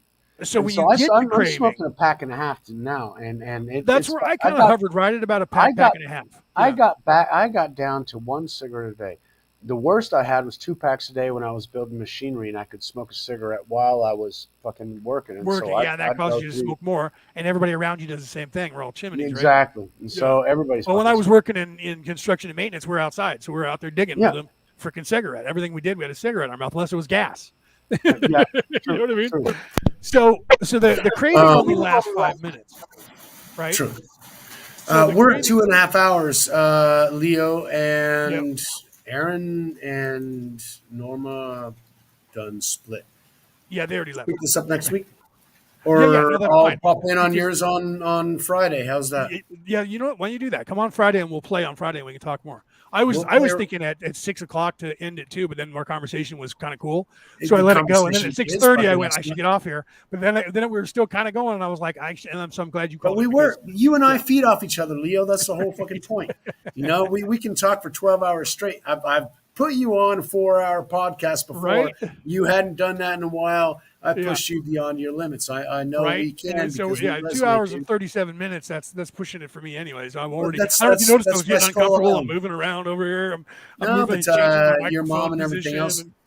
And I'm drinking like a fish, so I also need to go drain the main drain. Go and drain some things. All right, so guys, share this out. Thank you for being here. This is Skull Island. I will be back on Friday at 4 p.m. West Coast America time with Orion Rising, and we'll have Miguel come on Mike will come on and we'll continue with the theme and continue rolling with this on Friday. Absolutely. Into the weekend. Yeah, that'll be fun.